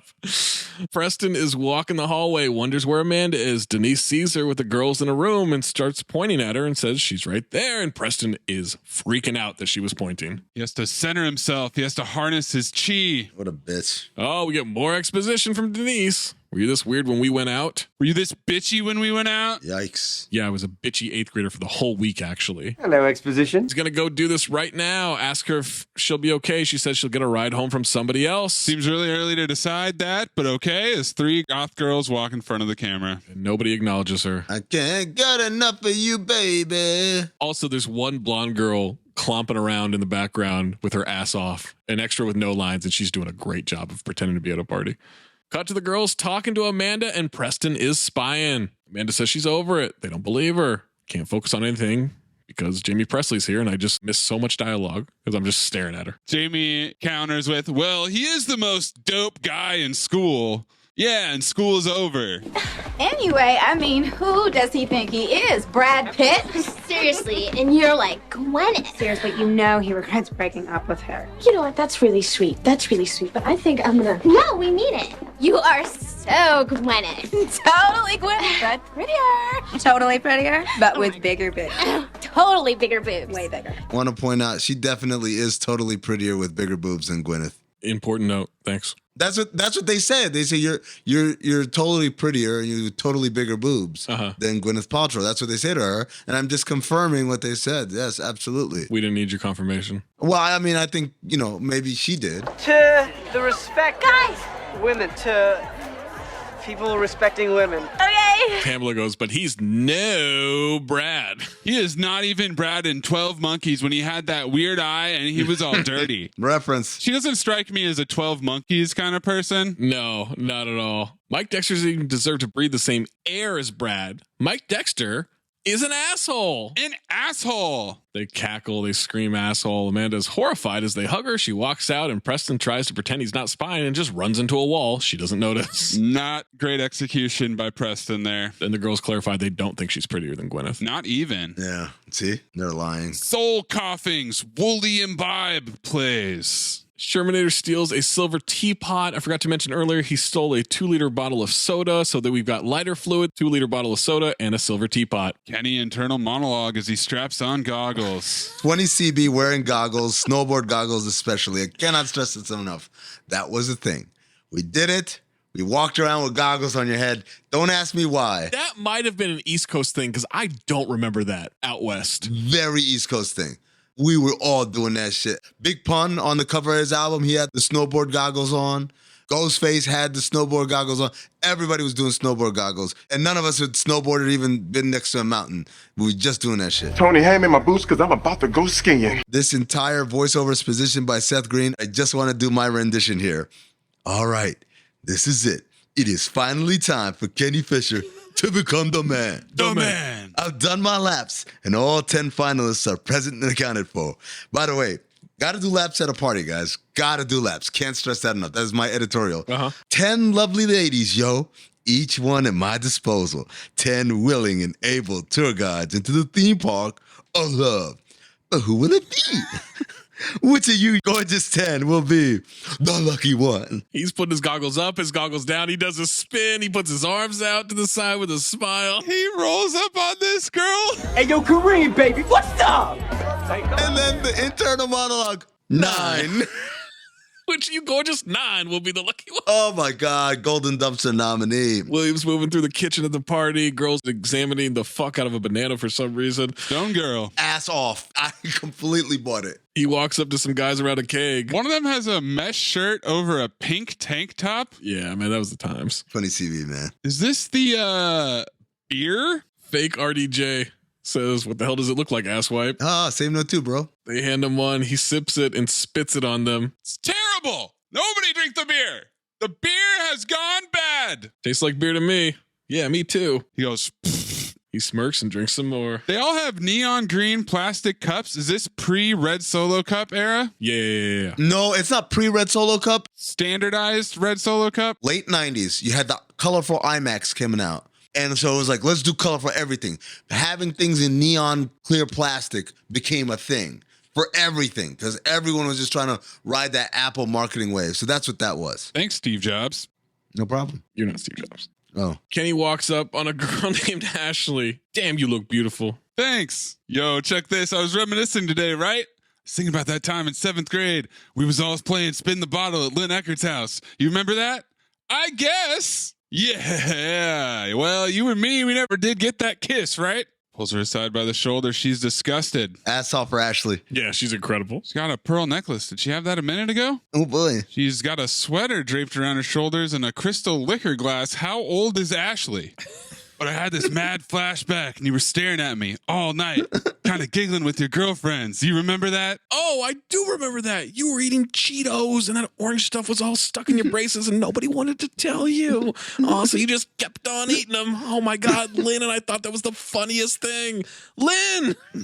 I was telling Kenny how he used to call him Chester Cheetah. Even the German exchange student laughs at him on this one. Cheetah. That's the claws. Ass off. Everyone goes, bye, Chester, as he walks away. And the German exchange student says, goodbye, Chester. Kenny's friends are dancing horrifically on some girls, and they walk away. Bust a move. Kenny goes up to a girl named Jaina. Asks if she wants to dance. I'm allergic. Allergic to dancing? And he tries to reel in her friend. She rolls her eyes and rolls away. William is too drunk to read his drinking chart. He hands it to fake RDJ. Says he wants him to have that. Amanda walks up on two girls gossiping. Gossip's position. As one says she heard they broke up months ago, and Amanda's been paying him $50 a month to act like they're still together. They call it pathetic, and then she gives them a look before walking away. That's a wild rumor. In 1997, would you take $50 a month to pretend you're still dating someone? Absolutely. $50 a month? In 1997? Are you kidding me? Zach's like, I do that now. We're 20. Super excited guy comes up to Preston, daps him, hugs him. Oh, ass off for this dude who I've named Reminisce Position. Oh, I mean, my name for him, Reminiscent. VSOP. Yo, Preston? Preston Myers? Preston Myers? He's got this voice. His voice. I'm so glad I got a chance to see you. No, you're leaving tomorrow. I was remembering a time in 7th grade. We mashed up all the food on their lunch trays, and Preston, you paid me $1 to eat it. And I did! It was the best. Yo, man. Then he just immediately turns around and dives into a hug with someone. Remember that time during softball practice when Ricky Feldman hit that line drive and it hit you right in your nuts? That was the funniest. Preston sees Amanda sit on the arm of a couch by herself. Absolutely no way she'd be alone this long at a party. Just getting started. He sits next to her. She barely notices. He accidentally kicks over a candlestick. Candlesticks, 20 CB? Yes, 20 CB, but also I laughed at the kick. She notices that and smiles briefly. He's about to get the letter and talk to her, and Reminiscent sits down between them. Okay, now, remember the time on the field trip we went to the meatpacking plant and you threw a ball in your book bag? His voice. He says, that wasn't me. He goes, bullcorn! Remember? Because you tried to leave the bag on the bus so no one would see it. But then Vice Principal Billard took it to all the classes to see whose it was. And I was like, wasn't it your bag? And you're like, no. And I was like, yeah, I think it is, dude. So he even denied it in the memory, and Preston has no choice but to awkwardly run away. And Amanda was kind of feeling it. She thought it was funny, you know? Meanwhile, Zach Harper comes by to what? console Amanda. What? The Mac? Moving after completion? Ronnie comes up to Amanda and asks if she's okay. He just heard her and Mike broke up. Ron is acting his ass off. Not the actor, the character. He's so concerned. Can't believe she didn't tell him. After all, we're family. He puts his arm around her. Shrugs his hand off her shoulder. Second cousins. Zach Harper hitting on his second cousin. Third cousin, maybe. Reminiscent is still going, and he has an even more expensive Dan Flash's shirt. Dude, you're never going to get that smell out of here. Man, it's all about the memories, man. And Preston interrupts him with some faux enthusiasm. Hey, I got one for you. Remember that time I was about to talk to that beautiful girl and you started telling me all these asinine stories? Remember that? No. Gee, that's funny because it just happened. You know, I'm never going to forget this. See if I contact you at the reunion. Man, it's all about the memories, man. All about the memories. Reminiscent is ass off listening to him when he started that story. So ass off, and dare I say, we've got a third strong nominee for Louis Pinnock. Because that voice... Bro, you don't think that's his actual voice? I mean, why is that? That's nobody's actual voice, man. Come on. Preston walks over to the couch again. Amanda's gone. Kenny hears some girls yell, who wants to go in the hot tub with us? And as he starts to jump off the counter, his boys walk up and he's got to pretend like he's just chilling and relaxing. We're new in town and we've never had sex before. Can you give us a hand, Kenny? Yeah. Y'all shouldn't be getting your freak on by now, man? Oh, cool, yo, I'm just flossing while those two hoes over there scratching that over. Who gets to knock the boots with me? You know what I'm saying? Yeah. What two hoes, man? I don't see no hoes, Kenny. Yo, what you call me a liar? Hey, yo, why you shut up, You better recognize, fool. Why you gotta waste my flavor? Damn! Storms off, bumps shoulders with Mike Dexter and walks away. Mike Dexter does the flinch thing, like, oh. Mike walks up to his Puerto Rican friend, making out with his girlfriend, wants an update. Freddie thinks he's going to get laid. Rachel's parents are away. They have mirrors above the bed. And he starts miming sex positions and giggling. Mike says he's got to see if the other guy's got some balls, and he goes back to his girlfriend. Denise sitting on a couch by herself with the party happening around her, nobody acknowledging her. She's taking her jacket off. She's putting it back on. Girls dance in the background, ass off. Some meek girl sits down next to her, says, hey, were you in my language lab? And Denise says she was. And she goes, ha! See, I told you she went to our school. Pay up. She won a bet. Then she gets sprayed by Silly String. Now it's time for the band. Anybody order a love burger? Well done. Regular bash. Right before the song plays, Brecken stops, wants to know why one of the band members is wearing their own t-shirt. Watched this movie 100 times. First time I noticed there was an umlaut over the U in burger. Yeah, I don't even know how to pronounce that. Yeah, I don't either. You don't wear the shirt of the band you're in. I think it's cool. Homie Spumoni says if they get to wear the shirts, he gets to wear the hat. My hat! He puts on a cowboy hat. What the hell is that? A hat? Brecken throws his lit cigarette. Here's some drapes. Starts yelling, take the hat off. He says no. Drapes light on fire. Shermanator steals a shirt. Oh, look at you. You coming here looking like the white artist formerly known as Prince. Listen here, Hootie. Hootie. You look like Lestat. Triple reference. There's one more triple reference that happens in this movie. She's crawling around looking for a poop smell. She's smelling everyone's shoes. Smells Kenny's shoes. He's sitting near a girl crying about a guy cheating on her. Oh, that pig. Ass off for Seth Green, eavesdropping on this heartbreak physician. What are you going to do? Beat him at his own game. Two can play that game, you piece of shit. I'm going to hook up with someone at this party. Kenny's face in the foreground, shocked. Yeah. It's 80% of the screen, like the tits in Bad Boys 2. Wait, with who? Who cares? Next guy who hits on me. No, next guy who talks to me. He flips backwards. And he pops up. Yo, I must have died and gone to heaven because I see an angel sitting right in front of me. Are you crying? Oh, no, baby, please. You are far too fine to look so sad. It breaks my heart to see you this way. You tell Special K what he can do to make you feel better. Down on one knee for that. She looks at her friend who does the so-so signal. She wants him to come to the pool house. He asks her to wait just 1 second, and he grabs his love kit. The moment she said come to the pool house, he came. Absolutely. Like you see him look away, Yeah. and then kind of come back with the serious face. And as he's walking away, he asks himself, do I put the Jimmy hat on now? Nah, that ain't gonna work. Jimmy hat, 20 CB. Oh, 20 CB, yeah. He sees a massive line for the bathroom, like 9 girls cut in. Damn! He goes looking for another one. People laughing at graffiti of dicks and devil horns on a family portrait. Asks the host for her bathroom upstairs. She's losing her mind. She's ass off, by the way.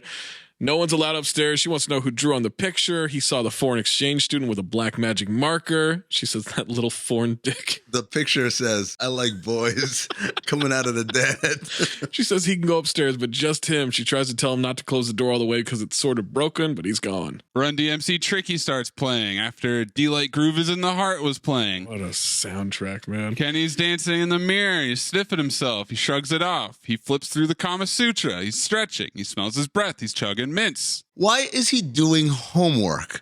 Shouldn't he have read the Kama Sutra already? And he's nervous, man. He's 18. He's never done it before. He's just trying to perform. Drinking water. He's thumbing through the book. He's balancing between the sink and the tub, looking confused at first, then feels good, but then he slips and falls, spills a small cup on himself. Damn! She's gonna think I got that premature evacuation. When he said that, it reminded me of Michael Clark Duncan in Slam and Salmon. In circumspeculation, that makes sense. Starts blow drying his pants. He burns himself. This scene is as chaotic as Jack trying to make dinner and Don't Worry, Darling. Nothing worse, by the way, than spilling shit on your pants. That shit happens to me constantly. Always on my pants. What? Never on my shirt. Always on my pants. Denise is in a leather duster. She gets hit in the head with a brownie by a stoner. Another one licks her face because he doesn't want to waste it. These brownies suck. Kenny, who's been in a bathroom for a good 30 minutes at this point, has multiple rows of condoms in his mouth. A fistful of condoms. I better double bag it. I don't know where that girl been. Denise walks in on him as he's blow drying his pants. He's blow drying and grinding. Shut that door! She does from inside. No, I mean get out. The door is stuck. They can't get out. Doorknob breaks. Move, woman! They scream. We follow the screams down to the party where nobody can hear them, and the band is fighting and breaking shit. Nerds on the roof staring up at the sky. Super high wave UFO activity. They wonder about William. Hope he's blending in. Cut to William inside. Silly string dangling. Wasn't there something I was supposed to do tonight? He's holding a salt shaker and a lemon. He licks the girl's neck, takes the lemon out of the other girl's mouth. He spits. Everyone cheers. I can't feel my legs. I have no legs. I have no legs. He has no ass. Jocks are grinding on their girlfriends and kissing them. Mike casually dances into the middle. Where does Mike Dexter's dancing rank in Cinephobe? So low, man. It's really bad. Do we have a new clubhouse leader? I would say he's between Jimmy Fallon and Elizabeth Berkley. Wow, bottom 3. Yeah, bottom 3. He's really bad. It's really awkward. He's not on beat. This is a very handy tab in the spreadsheet. Yeah. Dancers in Cinephobe history. Because I got sick of you trying to remember it. All right, did they do it? They will. They promised. They're going to go see Pearl Jam. So after the concert, sometimes we say things we don't mean. When's the concert? August. August? You guys suck. But they're really good seats. We're going to do it eventually. Ron is playing the piano, talking to Amanda. Zach Harper's playing the piano, consoling JLH. Zach, do you play any instruments? Nah. Other than your dick? I just play the field. Skin flute. Call me the Kenny G of the skin flute. Yep. Yeah, that's fine. That's it. Derek, it's like, checks out. Watch me, Kenny G. They should have never dated in the first place. She doesn't know why she dated Mike for so long. At first, it was all so unbelievable. At her old junior high, she was a nobody. All of a sudden, she was Little Miss Popular. This is nice Mike Dexposition here from JLH. Sounds lame, but it felt good. First time she felt cool. First time she had a boyfriend. Ron gets up, faux concerned, doesn't understand, and wants to know what happened. Zach Harper. Nothing. Mike is the same guy he was then. That's the problem. Mooning the guy at the drive-thru, giving the underclassmen wedgies, and Ron sits down with pain in his eyes like, yeah, I've heard he does that. Why didn't you just break up with him? Because I was scared of being alone. If I'm not Mike's girlfriend, who am I? No one knows me as anything else. I don't think I know me as anything else. Preston is outside alone by the pool. It seems like he's breaking the fourth wall. He rips off a massive monologue here. I call it incel position. Have you guys ever written a love letter? Yes. Yes. Definitely. Yeah. But not one that I carried around for 4 years. No. Hoping to give to someone. That's psychotic. That is really psychotic. The reveal of who he's talking to? Film Schwarz! It's the German exchange student. Would you like to touch my penis? Huh? Back to the bathroom. Kenny's still slowly hitting the door. I love this line from Kenny where he runs at the door. He's screaming. He bashes into it. It doesn't budge. She says, you satisfied? He goes, woman, this is all your fault. You were barging here like a freaking moose. Oh, whoa. Moose is in the house. Called her a freaking moose is so fucking funny, man. If I'd known you were going to be in here half naked, pleasuring yourself or whatever, I definitely would have gone somewhere else. Says not to touch his stuff. I was getting my shit ready. Your shit? Yeah, because for your information, there's a super mad honey downstairs just waiting. She is dying to have sex with me. Cut to the girl. She's back with Jason. Should have never believed those rumors. Let's never fight again. Now that is high school, man. Jason's the guy in the mesh shirt with the pink tank top. Jason also looks 30. Oh my God. He's got a 401k. Preston runs into yet another black guy. Yeah. And I said, shout out to this movie for having a diverse cast. Little did I know this was all set up for a joke that would happen later. He runs into Amin, who's carrying 5 whipped cream canisters. Did you hear Mike Dexter broke up with her? Thinking about asking her out, man. Time to get freaky. Time to get freaky. That guy's Keenan's brother in Mighty Ducks 2. Oh, okay. Amanda and Ron sit on the sofa. She thanks him for listening. He goes in for a kiss as Preston walks up and sees it, but what he doesn't see is Amanda push him off before he walks away. You're my cousin through marriage. Whatever, you're sick. And she storms out. He goes, wait, you're not going to tell my parents, are you? Zach wants to know. When she shoves him off, he says, it's okay, baby. And he says, that is disgusting. Come on, you were practically begging me for it. Amin El Hassan. Don't put this on me, sir. That's you. This character's all you.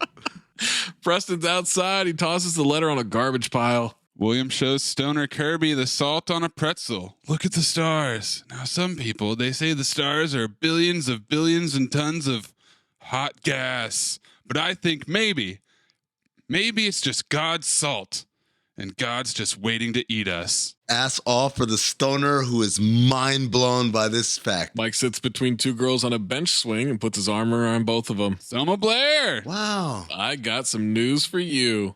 I just recently became single. They say, and?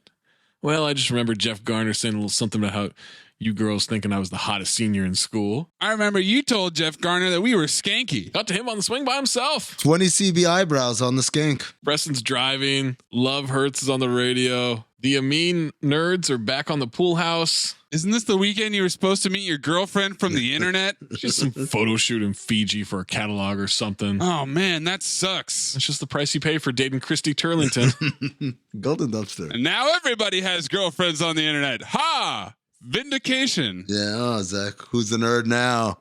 Melissa Joan Hart's going through the trash because someone threw out her yearbook. Supposed to cherish it forever. Smash mouth again. She found it, but in the process, the letter fell to the ground. Someone steps in gum, sticks it to their shoe. They get in the house, they pull it off. A keg rolls through, picks it up. Guy hits it like a hockey puck. It flies and lands on a turntable phonograph. And Kenny's Bingo Boys are DJing. And they're singing. I got one turntable and a Microphone. microphone. Yeah, reference. It spins to a nut mix bowl right in front of Amanda. Kenny and Denise are arguing in the bathroom. He asks, "Damn, woman, why you gotta be such a raging bitch?" And I said, "Misogyny." And then she says, "Look in the mirror. You're white." And I said, "Racist." Racist. Yeah, say no to. And he says, "What's that supposed to mean?" I don't always talk like that. What about you, huh? Miss Antisocial, Miss Walking Around, just, I think I'm so much better than everybody else? Miss Independent. I do not think I'm better than anybody. That's why I love her. Anyway, what do you care what I think about you, okay? You pretty much haven't spoken to me since 6th grade. Hey, you stopped speaking to me.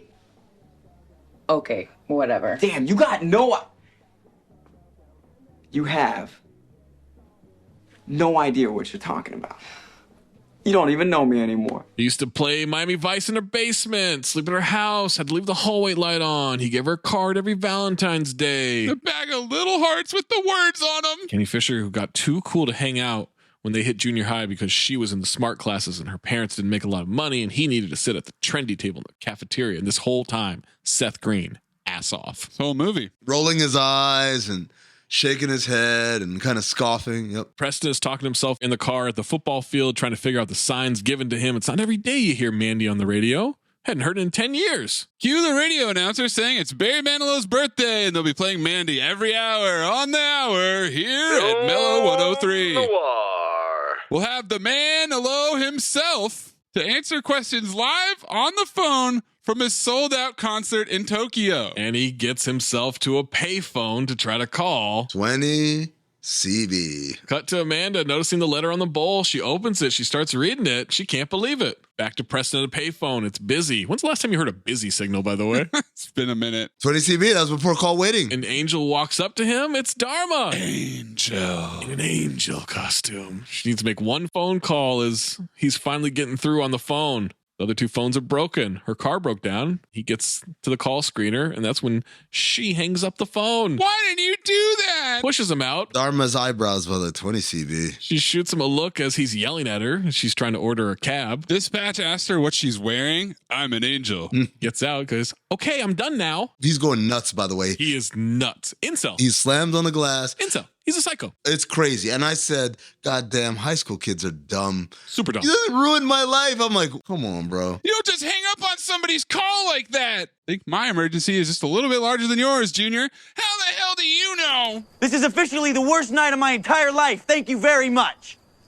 Try having 40 drunk men grabbing your ass, one groom to be throwing up all over you, and then have your car break down at 2 a.m., and then you can talk to me about having a bad night, okay? All he says is, You're a stripper? I'm a dancer. An angel stripper. Oh, I'm the weirdo. You're the one calling Barry Manilow from a phone booth at 2 a.m. she's right. He's a total loser. She feels bad, apologizes, looks up at the sky. Like I could feel any worse. Sits down next to him on a bench. Party host is screaming at something disgusting that was put in the fridge. We don't know what it is. That's your Pulp Fiction, right? It's like the briefcase. Tarantino. She says, what's wrong with you people? And then other people laugh at it. All right, Maze, you got to supercharge this name, okay?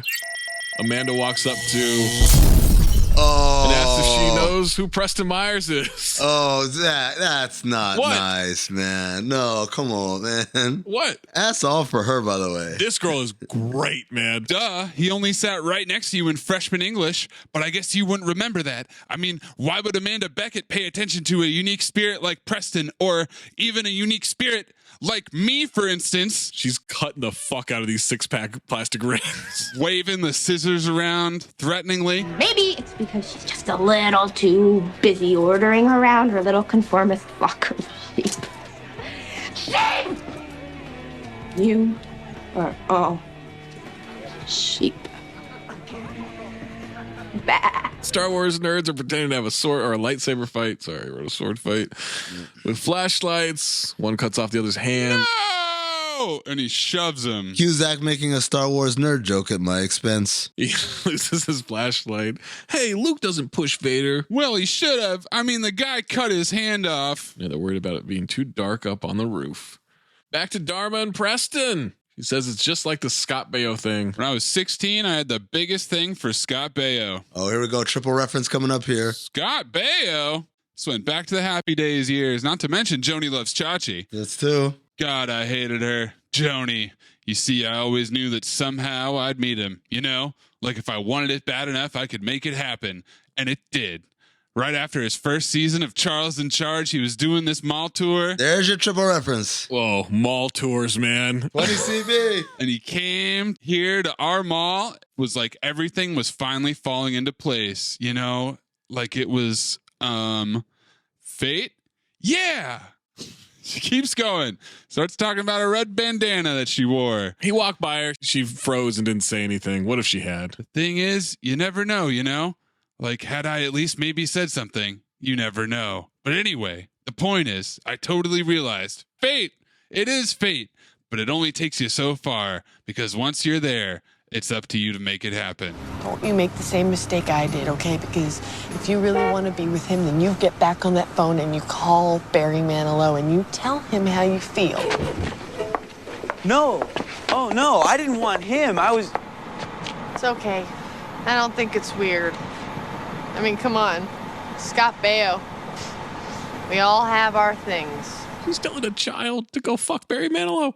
Hey, man, she's a stripper, man. Whoa! What are you shaming for? I'm just saying. Good Lord. She's a dancer. Slash an angel, because she looked up at heaven at one point. What kind of life advice are you looking for from what? An angel? You're a cashier. Yeah, exactly. You were thrilled at the advice he gave in Legion. You sure were. If this angel stripper was Paul Bettany, it'd be a different story. Angel dancer. Wow. All right, she gets in the cab. He drives back to the party. Listen to Barry as he drives. This is the strongest soundtrack exposition yet. It's ready to take a chance again.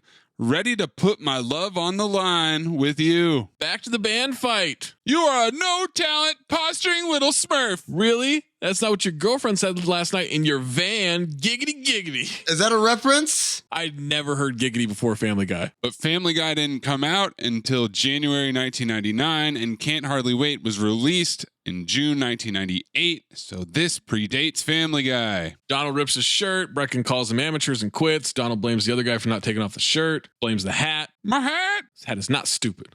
This hat is cool. The nerve of this guy in the fedora to blame Donald's stupid hat when his hat is way dumber. Guy gets up on stage with a boombox, starts playing Paradise City. I'll be the band, dudes! People boo. William knows this song. The guy I tutored in math used to make me listen to it. That's a funny line. He emerges out of his stoner stupor. Kirby's holding a dinosaur. Says, Wild Bill, rock and roll. He starts singing it, and people are slowly coming around to this performance. He is performing his ass off, by the way. Knocks over bowls of snacks, rips his shirt off. Girls think he's cute. A girl flashes him. He faints, the music stops, then he pops back up. Someone tosses him the mic. Slow-mo catch. Great shot. Golden dumpster from that portion right there. Him passing out at the sight of titties and then coming back to life. One girl mimes the size of his dick and they both freak out. Is the other dude Adam Devine? No. Way too early for Adam Devine. Not even close. They don't even look alike. Yes, he does. Looks just like him. No. They don't look anything alike. Anytime I ever point out that somebody looks like someone else, you always disagree. Because they never do. They always do. They never do. He crowd surfs like Pablo Torre at Moss. Have you ever crowd surfed? No. Mayes? No chance. Yeah, no chance. No chance. Too tall. I don't want to do that to them. I don't want to drop to the floor. Melissa says sign her yearbook, and that yearbook crowd surfs away. To be clear, Mayes is too tall to crowd surf. I don't want people to think that we're confirming the rumor that he's a fat guy in a fedora. A fat black guy in a fedora, right? People think he's Whitlock. Like that's. I'm joking.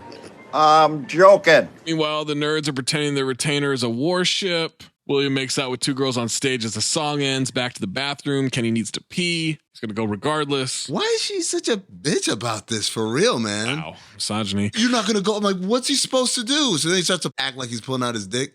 And so she gets up and she's all like disgusted. Oh. And then he starts peeing. Well, first of all, he adjusts the lights and angles his body. She runs water because she doesn't want to listen to it. He wants to talk now. Were you just saving up all that stuff to tell me? She says, you really want to talk about this while you're doing that? No. He doesn't wash his hands, by the way. It bothered me. She says he wrote Denise Fleming as a tampon on her locker freshman year. He denies it. Yeah, just like you didn't destroy my Cabbage Patch Kid in second grade either. What a fucking loser. Second grade. Besides, I admitted that right away.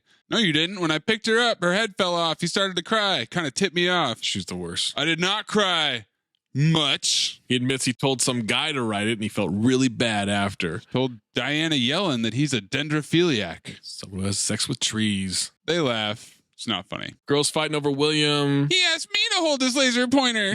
Ladies, both of you can hold my laser pointer anytime. Go into a red room. And then another girl intercepts. Yeah, that interception was great. She boxes out girl number 2. The 40-year-old looking girl is Ashley and her friend. Can't believe it. They're so lucky. The makeout room with William Lichter. Mike is alone. And here comes Trip McNeely, or McFeely as Amin. Offers him a beer, sits down next to him. Mike can't believe it's him. You are a sexual icon. A sexual icon. You know girls at Huntington still talk about you? Really? Which ones? That is asshole for Jerry O'Connell right there. Must be racking up in college. I wish, bro. I can't even get digits as a freshman. Shut up. Come on, you could tell me. Thought college was going to be a 24/7 orgy. That's why I broke up with Janine. I can't believe it. Jerry O'Connell frowning his face off. College chicks are totally different, bro. They're all serious and shit. They all talk about world issues and economological crap. They all want to date older guys. Yeah, but not all of them, right? Way it goes. Hell, I even tried crawling back to Janine. She was all cozy with some senior. He's a pre-med. They all are. Guys like us, we are a dime a dozen. And I said, holy crap. Zach. What? Zach is Trip McNeely. I would never go back to a high school party in college. Are you kidding me? No. I'm not saying that part. I'm just saying the college experience part. I went from an all-boys Catholic high school to San Diego State. All right? It was exactly what I thought it was going to be. No love kit included. No love kit. I couldn't afford one. What was it, 92% were sexually active? 92%, yo. Thinks about Amanda, calls her a prize piece, tells Mike he's lucky. Best advice he can give is to stay with her. That and bring rubber flip-flops in the shower. I got warts all over my feet. Take it easy, Trip. Trip McNeely. All right. Mike needs to find Amanda now. He busts in the house yelling for her. Cut to Amanda looking for Preston. Stoner Kirby and Jason Segel. I love this exchange, man. This is so fucking funny. Jason Segel, do you guys notice he's just rubbing his fingers back and forth in the watermelon? Yes. Deep in the watermelon. And he starts to like eat it out, licking it and shit, down the groove in the middle. His hair is kind of, I don't know, brown? No, it's not really brown. Oh, he's tall. Yeah, kind of tall, sort of tall. He's always like wearing t-shirts. Yeah, sometimes. Rawr. So he's sort of tall. Kind of. With hair. Yeah. And he wears t-shirts sometimes. That's it? I mean, he's Preston. It's Preston, you know? Preston. I like that guy. Preston! You know who else I like who never got much play? Is Velma from Scooby-Doo. She was also she was a hip lady. Shout out to Slater. Mike finds Amanda. Everyone's looking. He tries to kiss her. She pushes him off. She says, I'm not your girl and you are obviously drunk. Wait, we need to talk about us. She says, there is no us. He's kind of ass off here, vacillating between like, yo, I'm going to be Mike Dexter in public, but he's also being very meek to her and trying to appeal to her. And drunk. Yeah, and drunk. The drunken trying to think. He's been thinking, doing a lot of thinking. The crowd is assembling around them. Why? Give me one good reason why. Screw that. No, my answer's no. You mean you don't want me to take you back? You should think about this. Because I'm serious about this, man. You really think about this. Think about what, Mike? That you're a childish, self-centered asshole? Oh! Ooh, and I said, I love a good ooh, and I miss doing that. Love a crowd reaction, man. Because I was that guy in high school, for sure. I can see that for sure. Oh! Like just yelling in the background. I was the disembodied voice. Take me back? Please. Look, you're drunk, okay? And we're over. So why don't you walk away and save yourself the embarrassment? You're the one, a man, duh. That's a classic. And ass off to save the last. He loved that line of a man, duh. And Tamala is busting his chops for it. Who's gonna want you now? She's still clutching the letter in her hand. Somebody. More like nobody. Not a classic. Gosh, Mike, you really got me there. Not a classic at all. She walks away. Everybody's staring at him. Is there a silent? Someone calls him a bingo. It's that silence of everyone just watching this shit, and I laughed. Bingo. I laughed so hard. The idea was a different time, man. That is completely out of bounds now, but I laughed. Shut up! I'll kick everyone's ass in this room! William is also so happy that Mike has been embarrassed in front of everybody. A man who has to be 45 years old offers Amanda to come to his van and turn that frown upside down. Kirby Stoner just saw what happened, and he stopped short. Oh, God, you're a hottie. Hey, can I see you naked? Reminiscent stops her, reminds her of the time they danced at the sock hop. I never told you, but I had the hugest boner, and I thought maybe we could work things out. And that's my golden dumpster. Lock it in. Oh, guaranteed. Yes. Not mine, but man, I love that being your golden dumpster. You remember that time you danced with me at the sock hop? I never told you, but I had the hugest boner, and I thought maybe, that we could work things out. Just the way he transitions from like the most innocent memory you could have, the sock hop. Oh, shit, man. Preston sees her, chases after her. Jason Segel offers her watermelon. The one that he's been cunnilingussing all night long. He's been working that thing. Preston gets to a stairway landing and screams out, Amanda, I love you. And she stops and glares at him. That's a bold strategy, Cotton. Let's see if it works out for him. He starts to explain, says, and the thing is, I'm leaving tomorrow. Maybe we could just go someplace. And she says, that is enough. That is enough. God, I haven't even been single for like 5 minutes, and already you think that I'm just going to strip off my clothes and do you right here because I don't know. You imagine that we shared some intimate moment that you've been probably drooling over for the past 4 years. God, how sick and deluded are you? Damn. Roasted that incel. Read him his rights. Oh my God. Laser accuracy. This funny. This scene is supposed to be her being wrong. She's right. And she tells him to go get a goddamn life, asshole, which is also accurate. Yeah. She walks away, turns back, comes back for more. You know what? Why don't you just go off and get yourself a goddamn life, asshole? Everybody claps. They jeer him, and then fake RDJ. Thanks, man. That was the funniest thing I've seen all night. Preston's devastated. William is drunk. He looks at the time, hopes the guys are okay. Cut to those nerds asleep on the roof, having a nightmare. Don't stick that probe in there, Daddy. William stumbles into the nice room. He sees Mike. I love this. He's got hickeys, beads. He's slurring his words. He's staggering. Mike, you got to come outside with me, man. Oh, there's this chick out there. There's 2 chicks out there. The triplets, man.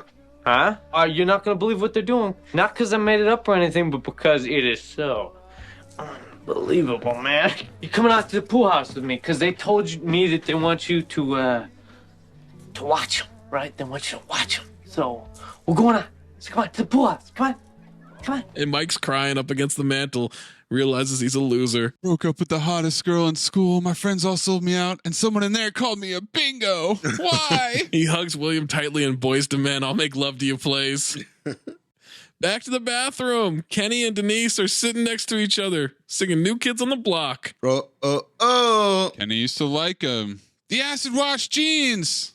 Yeah, with the built-in rips. It's back. The built-in rips are back, ladies and gentlemen. You were a fashion victim from the womb. He criticizes their shoes. Do they serve an orthopedic function? No. Oh, what are those? Is what he asked her. She takes them off and criticizes his feelers. Yeah, those are the Jerry Stackhouses, I believe. What's wrong with my shoes? Well, is there a mission to the moon later? When she criticized the goggles, he says, everyone's wearing them. And I said, he wasn't lying, ladies and gentlemen. East Coast. He was not lying. And he says, my turn. Which, by the way, Josh Rosen, the guy who does the Skip Bayless impression, kind of looks like Seth Green as older Scott Evil in the third Austin Powers movie. Yeah, he actually does. That's a good call. That's a really good call. You finally got one. Thanks. He kisses her. Her hair is so sweaty. It's so gross. Oh, yeah. She kisses him back. They start making out. Amanda walks out. Melissa asks her to sign the yearbook. And that's when Amanda realizes she should look up who Preston is and sees it's the guy she just insulted. Oh, no. He's already driving away. She can't find him by the pool. Did you see what Preston's signature was in the book? No. Nice meeting you. Kenny and Denise are about to fuck in the bathroom. We go back to the fancy room. Yo. So Mike's drunk on the chaise lounge. William's sitting at the piano. Who needs it? Who needs it? You know what they say about women and trolley cars, right? There's plenty of them in the sea. Women be trolley cars. Also, the song that's playing, Dire Straits, Romeo and Juliet. Banger. Mike's drunk voice is extremely ass-on. All right, or am I right? You are correct. You're 110% right. William had to make a speech. Stupid speech. Mike kind of sort of tripped him. Laughs and then says, I'm sorry. Hey, don't worry about it. It's ancient history, right? Ancient history. When was that anyway? That was this morning. That was this morning at graduation. Oh, yeah. Band is packing up the shirts. Brecken asked for one for nostalgia. Other bandmate wants to do a reunion. They could be into that. Sure, why not? Nothing big. Few new songs, mostly old stuff. Group hug. Kenny's friends go up to 4 black guys at the party. That's my boy. Yo, what's up with my niggas, man? Record scratch. And I said, that's why there were so many black people in this movie. I mean, Yep. On the one hand, well done to like gently sprinkle them throughout the movie so that you don't feel like it's awkward. Wait a second, where all these black guys come from? Yeah. Because they've been having roles, even though these aren't any of the guys that we've seen early in the movie.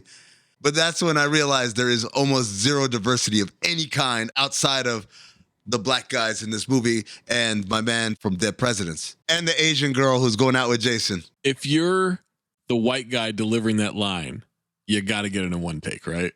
Yeah. Oh, yeah. The runaway was real. Yeah, that's tough. He ran all the way home. Denise and Kenny are about to fuck. She asks if he's done it before. No, she's done it once. He doesn't want to know who. They're also covered in a shower curtain. I don't know if you noticed that. I did. Kenny's friends get away, hide in the bushes, and that's when the cops show up. If they were still here, I'd break them off like Kato. And I said, repeat offender Kato from Mortal Kombat. Also, cops being called the Popo, 20CB. Yeah. The band's about to play, but they get interrupted. Blink 182, damn it, starts playing. This is my golden dumpster. Because Mike yells, the cops! And William's reaction is to play dramatic music on the piano. No, the cops!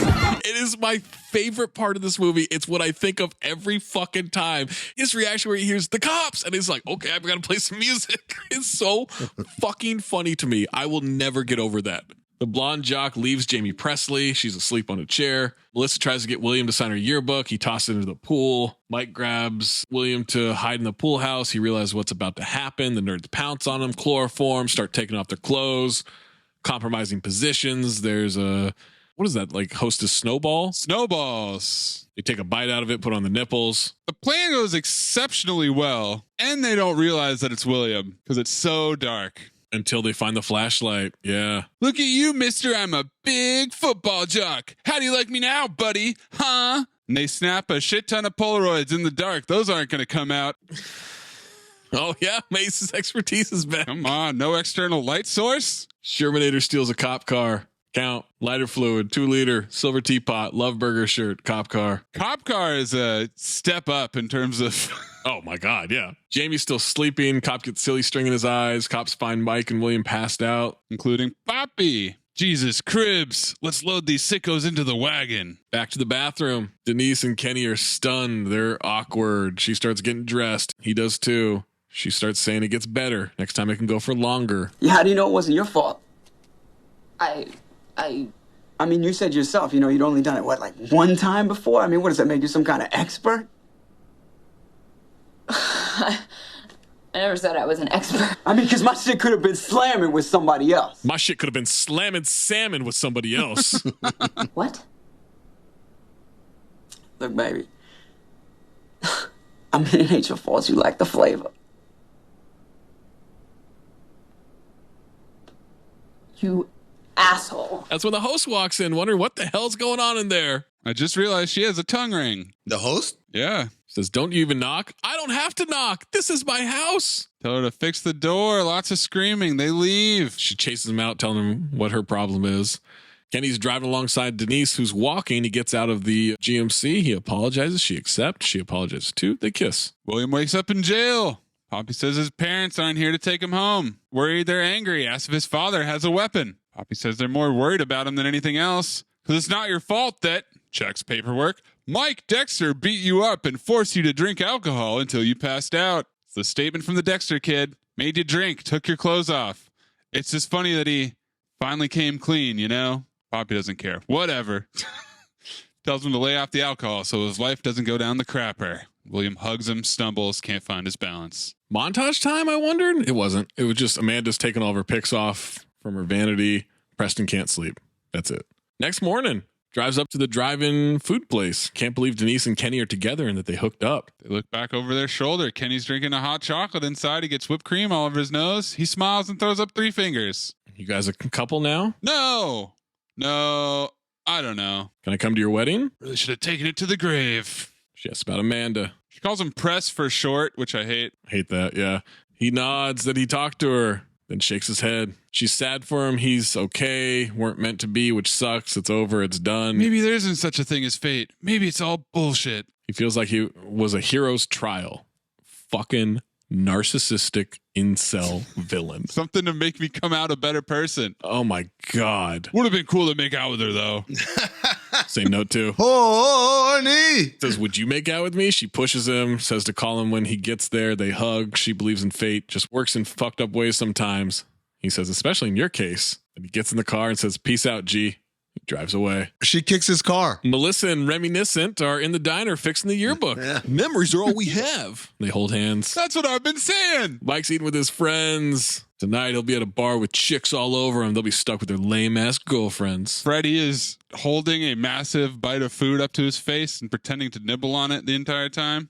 Maybe they should break up with their girls. William walks in, tries to thank Mike for covering him. Mike stops him from sitting down. Well, a lot of incredibly descriptive detail. I'm like, whoa, bro, just relax. Calls him a geek. Why don't you go home and watch Star Trek, Urkel? Shouldn't you be at home playing with your computer? And then he does the glasses motion with his fingers. And we get some final notes position. William went to Harvard, where he became one of the most popular students. He also formed a software company that is now valued at $40 million. He's currently dating a supermodel. 40 million? That's breakfast in Silicon Valley.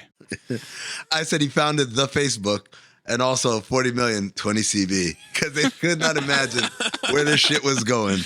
At college, Mike drank too much, lost his football scholarship. He's now 40 pounds overweight and was fired from his job at the car wash after some incriminating Polaroid surfaced. Okay, so we've got a homophobic car wash owner. Oh, fuck, our car wash is taking a hit here. Good Lord. Look at the look on his face. Pure bingo right there. Song asks if they're in love or just friends. Is this my beginning or is it the end? Denise walks in. Kenny asks, hey, you want some of this? Shermanator steals a gumball machine. Lighter fluid, 2 liter. Silver teapot, Love Burger shirt, cop car, gumball machine, final tally. Freeze frame. 5 minutes later, Denise dumped Kenny. 10 minutes later, they found a bathroom and got back together. Fade to black. Oh. So they can only fuck in a bathroom, right? That's their thing. That's their kink. That's weird. Don't kink shame, Zach. Train station time. Okay. This fucking piece of shit villain. So Preston's there with 2 duffel bags. He's reading a book. His train is now boarding. Amanda tells him he dropped this letter. He's stunned that she's there. She talked to his dad, and he told her he'd be there. So just to recap, this fucking piece of shit, complete weirdo, incel. His friends don't see him off to this thing. His parents don't even see him off to this thing. They're just like, get the fuck out of there. He left his car at the train station. He's the bad guy in Taking Lives. That's who he is. File, by the way. says, that's my letter. She says, I thought it was my letter. He tries to explain. She just says, thank you. Really bad timing. He has a workshop with Kurt Vonnegut, who's his hero, who he later murders. Thinks that's great. He should go then. Maybe it's better this way. Maybe she should be single for a while. His eyes are bugging out. He's staring at her lips. She basically telling him, you must not want all this pussy then. Oh. Yep, that's what she said. I mean, what? And then he says, I can take a later train. And I said, pussy's undefeated, boys. Never lost. When he runs after her, he just drops his bags in the middle of a train station. Yeah. That is a huge red flag post 9/11. You can't do that shit. 20 CB though. It was all good. You leave your bags wherever you want. Oh my God, anything, yeah. They start macking after a dragged out kiss. 7 hours later, Preston finally got on a train to Boston. Amanda wrote him a letter for every day that he was away. They are still together. Senior portrait credits. Then the nerds get abducted. Mid-credits scene. By a UFO. By Nick Fury. Some of these character names are so lazy. The hostess is Girl Whose Party It Is. We have two homeboys and we have Real Homeboy. Ready to have sex girl and ready to have sexist friend. Who cares if you lose the game? You got this off your chest. I mean, it's just one night of bar trivia. Ooh. One night of bar trivia is sacrosanct to us. Trivia is sacrosanct. This was Charlie Korsmo's first and last on-screen appearance since Hook in 1991. Wow. He was attending MIT when he was offered the role. And obviously afterwards, he went back to going to MIT and doing something better. Yeah. Well, I wonder what he's doing now. The plot was based on logistics. Harry Elfont and Deborah Kaplan's directorial debut, they liked the idea of having a self-contained, low-budget story to direct. It was all practical, Elfont told Time. The idea of doing a movie set at a party came first because it seemed like it would be really cheap to shoot a movie in one location. Then we thought, what hasn't been done? Nobody's really done a high school movie in a while, so we kind of fell into it that way. It was kind of an accident, and that reminded me. If I'm not mistaken, this was the movie that kicked off all the high school movies after that. Yeah. Because American Pie was after this. Where does Clueless factor into that? Because that was 2-3 years before. Yeah, that's a good question. Clueless maybe gets the credit there. And then Dazed and Confused was a couple years before that. But I know what you're saying. I mean, there was that intense wave. I think it revived it. She's All That, American Pie, Cruel Intentions, 10 Things I Hate About You. By the way, Charles Korsmo, assistant professor of law and the U.S. director of the Canada-U.S. Law Institute at the Case Western Reserve University School of Law, where he teaches courses in corporate law, corporate finance, and torts. You have betrayed the law. Law. Melissa Joan Hart was in the middle of filming season 2 of Sabrina the Teenage Witch. She took B12 vitamins to stay energized during the all-night shoots. Jennifer Love Hewitt was skeptical when Hart offered them to her because she was convinced they were drugs. Jennifer Love Hewitt comes off sounding really uptight in this trivia. Ethan Embry claims to barely remember filming this movie because he was so stoned the entire time. He's never seen the movie the whole way through and didn't even read the entire script, only read the scenes his character appeared in. Jennifer Love Hewitt gave Ethan Embry a teddy bear full of breath mints for their climactic kissing scene.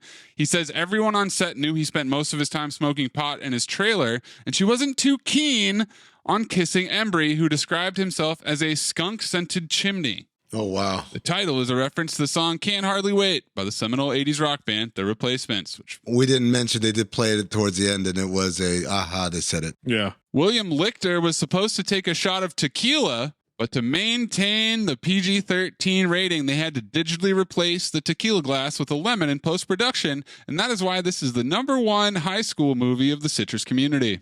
Oh, nice. There was apparently some deleted scenes, more of those high school yearbook stuff, but they had to cut those too in order to keep the PG-13 rating. Try to find the deleted scenes, cannot find them on YouTube. Can't hardly find them. They're on the DVD if anyone has it. I'd like you all to do an experiment on a plant, something that may benefit mankind. And if you devise something that groundbreaking, I guarantee you a A in this course. Oh, well, hold on, man. You following me? You can't do that, Lionel. Look, man, if you don't want me to have a foreman job, I understand, but I need my fucking job, man. Lewis Pinnock Accent Award. Oh, boy. All right, sure, we've got German exchange student and reminiscent, but in the truest sense of the Lewis Pinnock Accent Award, it's got to go to Seth Green as Kenny Fisher. No, reminiscent. Every time he talked, I laughed so hard, man. It wasn't just what he was saying. It was his voice as he said it. Fucking hilarious. I'm with you, Zach. Remy gets it. Yeah. Incredible. Eat shit, Maze. Big old bag of shit. I'm a real owner. Let's show them who the horsemen are, guys. Yeah, we got soul.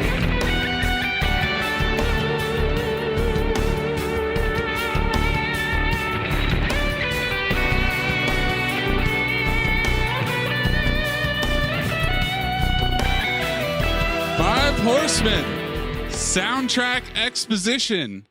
20 CB. Oof. Gossip's position. Yearbook. And off-screen voices / ADR. Big movie for disembodied voices. I mean, exposition's massive in this. Like, everyone's just telling stories of how they got there. Yes and no, because part of the exposition isn't really exposition at all. It's just to demonstrate that these characters are all stuck in the past, right? Yeah. They're all reminiscing. No one's ready to move forward. Arrested Development. I would say Gossip's position. Gossip's position, yeah. It's Gossip Month on Cinephobe. Gossip Month. Breathe in through nose, out the mouth. Ass on, ass off. Teddy Rex, Moosey Teddy Rex. Teddy Rex, Moosey Teddy Rex.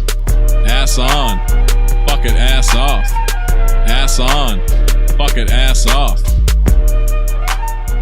Michael Biehn Memorial Ass On Award.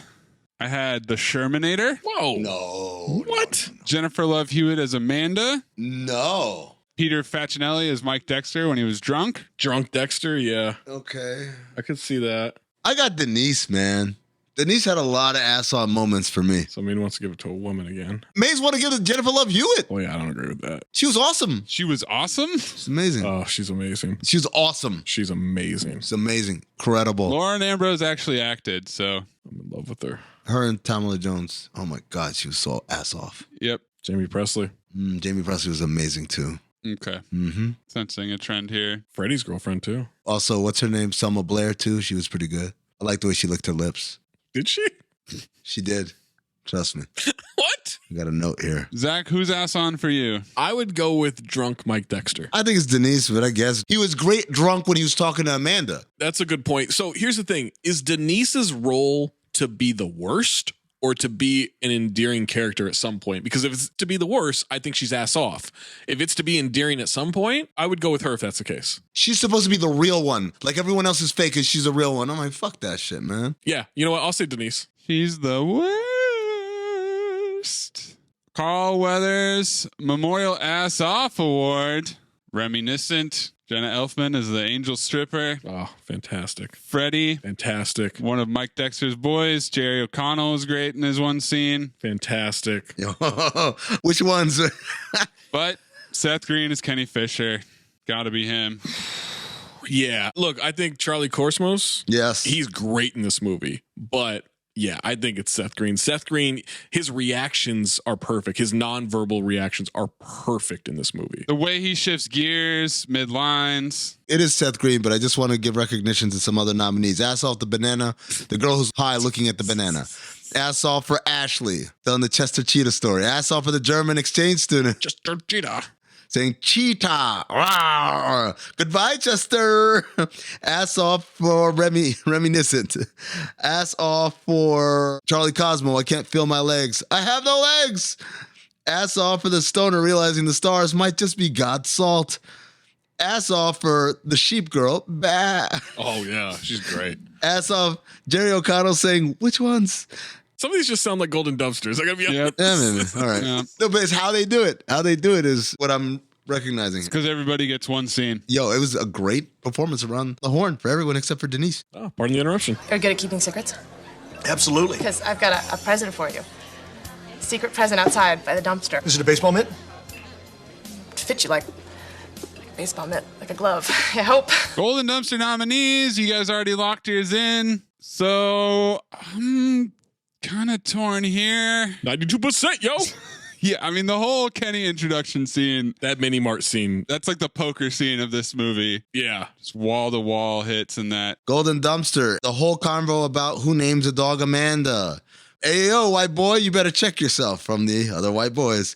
Looks like someone's auditioning for Soul Train. Reference. This one I thought was going to win for sure for me. The voiceover is positioned by Seth Green. All right, this is it. It's finally time for Kenny Bishop to become the man. Hey, yo, Kareem, what's up, baby? He's so unhinged. He gets so excited. Preston pouring his guts out to the German exchange student who replies, would you like to touch my penis? Oh, no, baby, please. Seth Green eavesdropping on the girl who got broken up with. I love when Preston runs into the wall trying to hide from Amanda as she walks out. Golden Dumpster nominee William fainting at the sight of titties, then jumping back up. Oh, yeah. That slow-mo shot. Don't stick that probe there, Daddy. Mike Dexter doing the Urkel taunt while he does the glasses thing and the stupid fucking look on his face. But of course, as noted, my Golden Dumpster lock it in. Remember that time we danced at the sock hop? I never told you. You just boner. Mine's still just refresh. William plays the piano when he finds out the cops show up. Dramatic music. Yeah, dramatically. I had the Trip McNeely lesson, girl with scissors calling everyone sheep, but I'm going to go with nobody drink the beer. The beer has gone bad. Tastes like beer to me. Well, Zach, you picked it, motherfucker. File. Motherfucker. I like that. I fucking love this movie. I am so happy it held up the way it did. Because I hadn't seen it in probably, 10 years or something like that. But, it still hits every single beat that I wanted to hit. Yep, File for me, as I said earlier, I was worried that maybe it wouldn't hold up or it just wouldn't be funny or maybe the references would be 220 CB.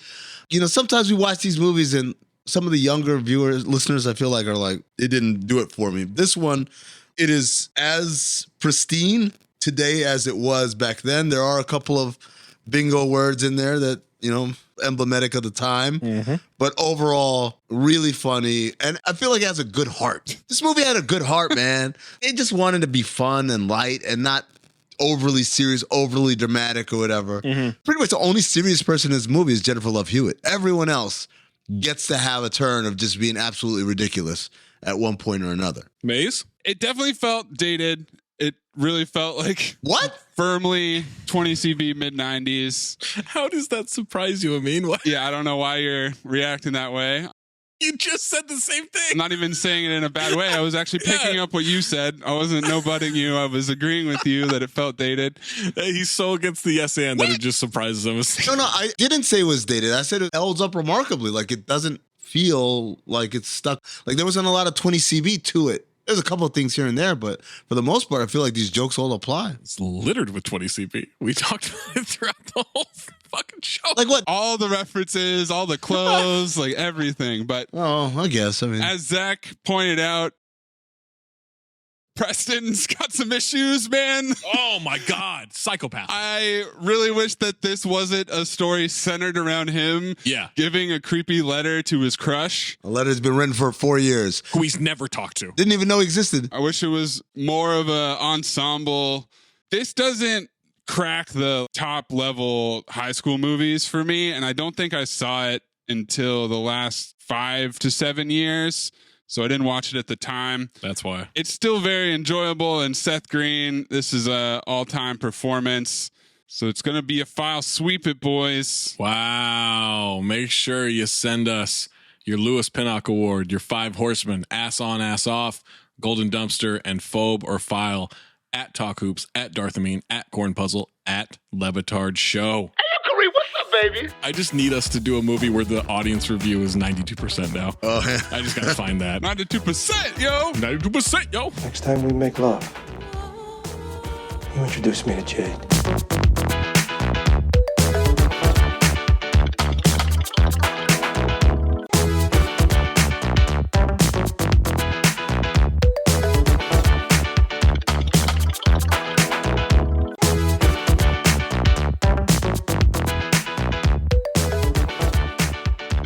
All right, boys, that wraps up Wildcard Month. Feels like it just started and it's already over. It's because of the fucked up timeline.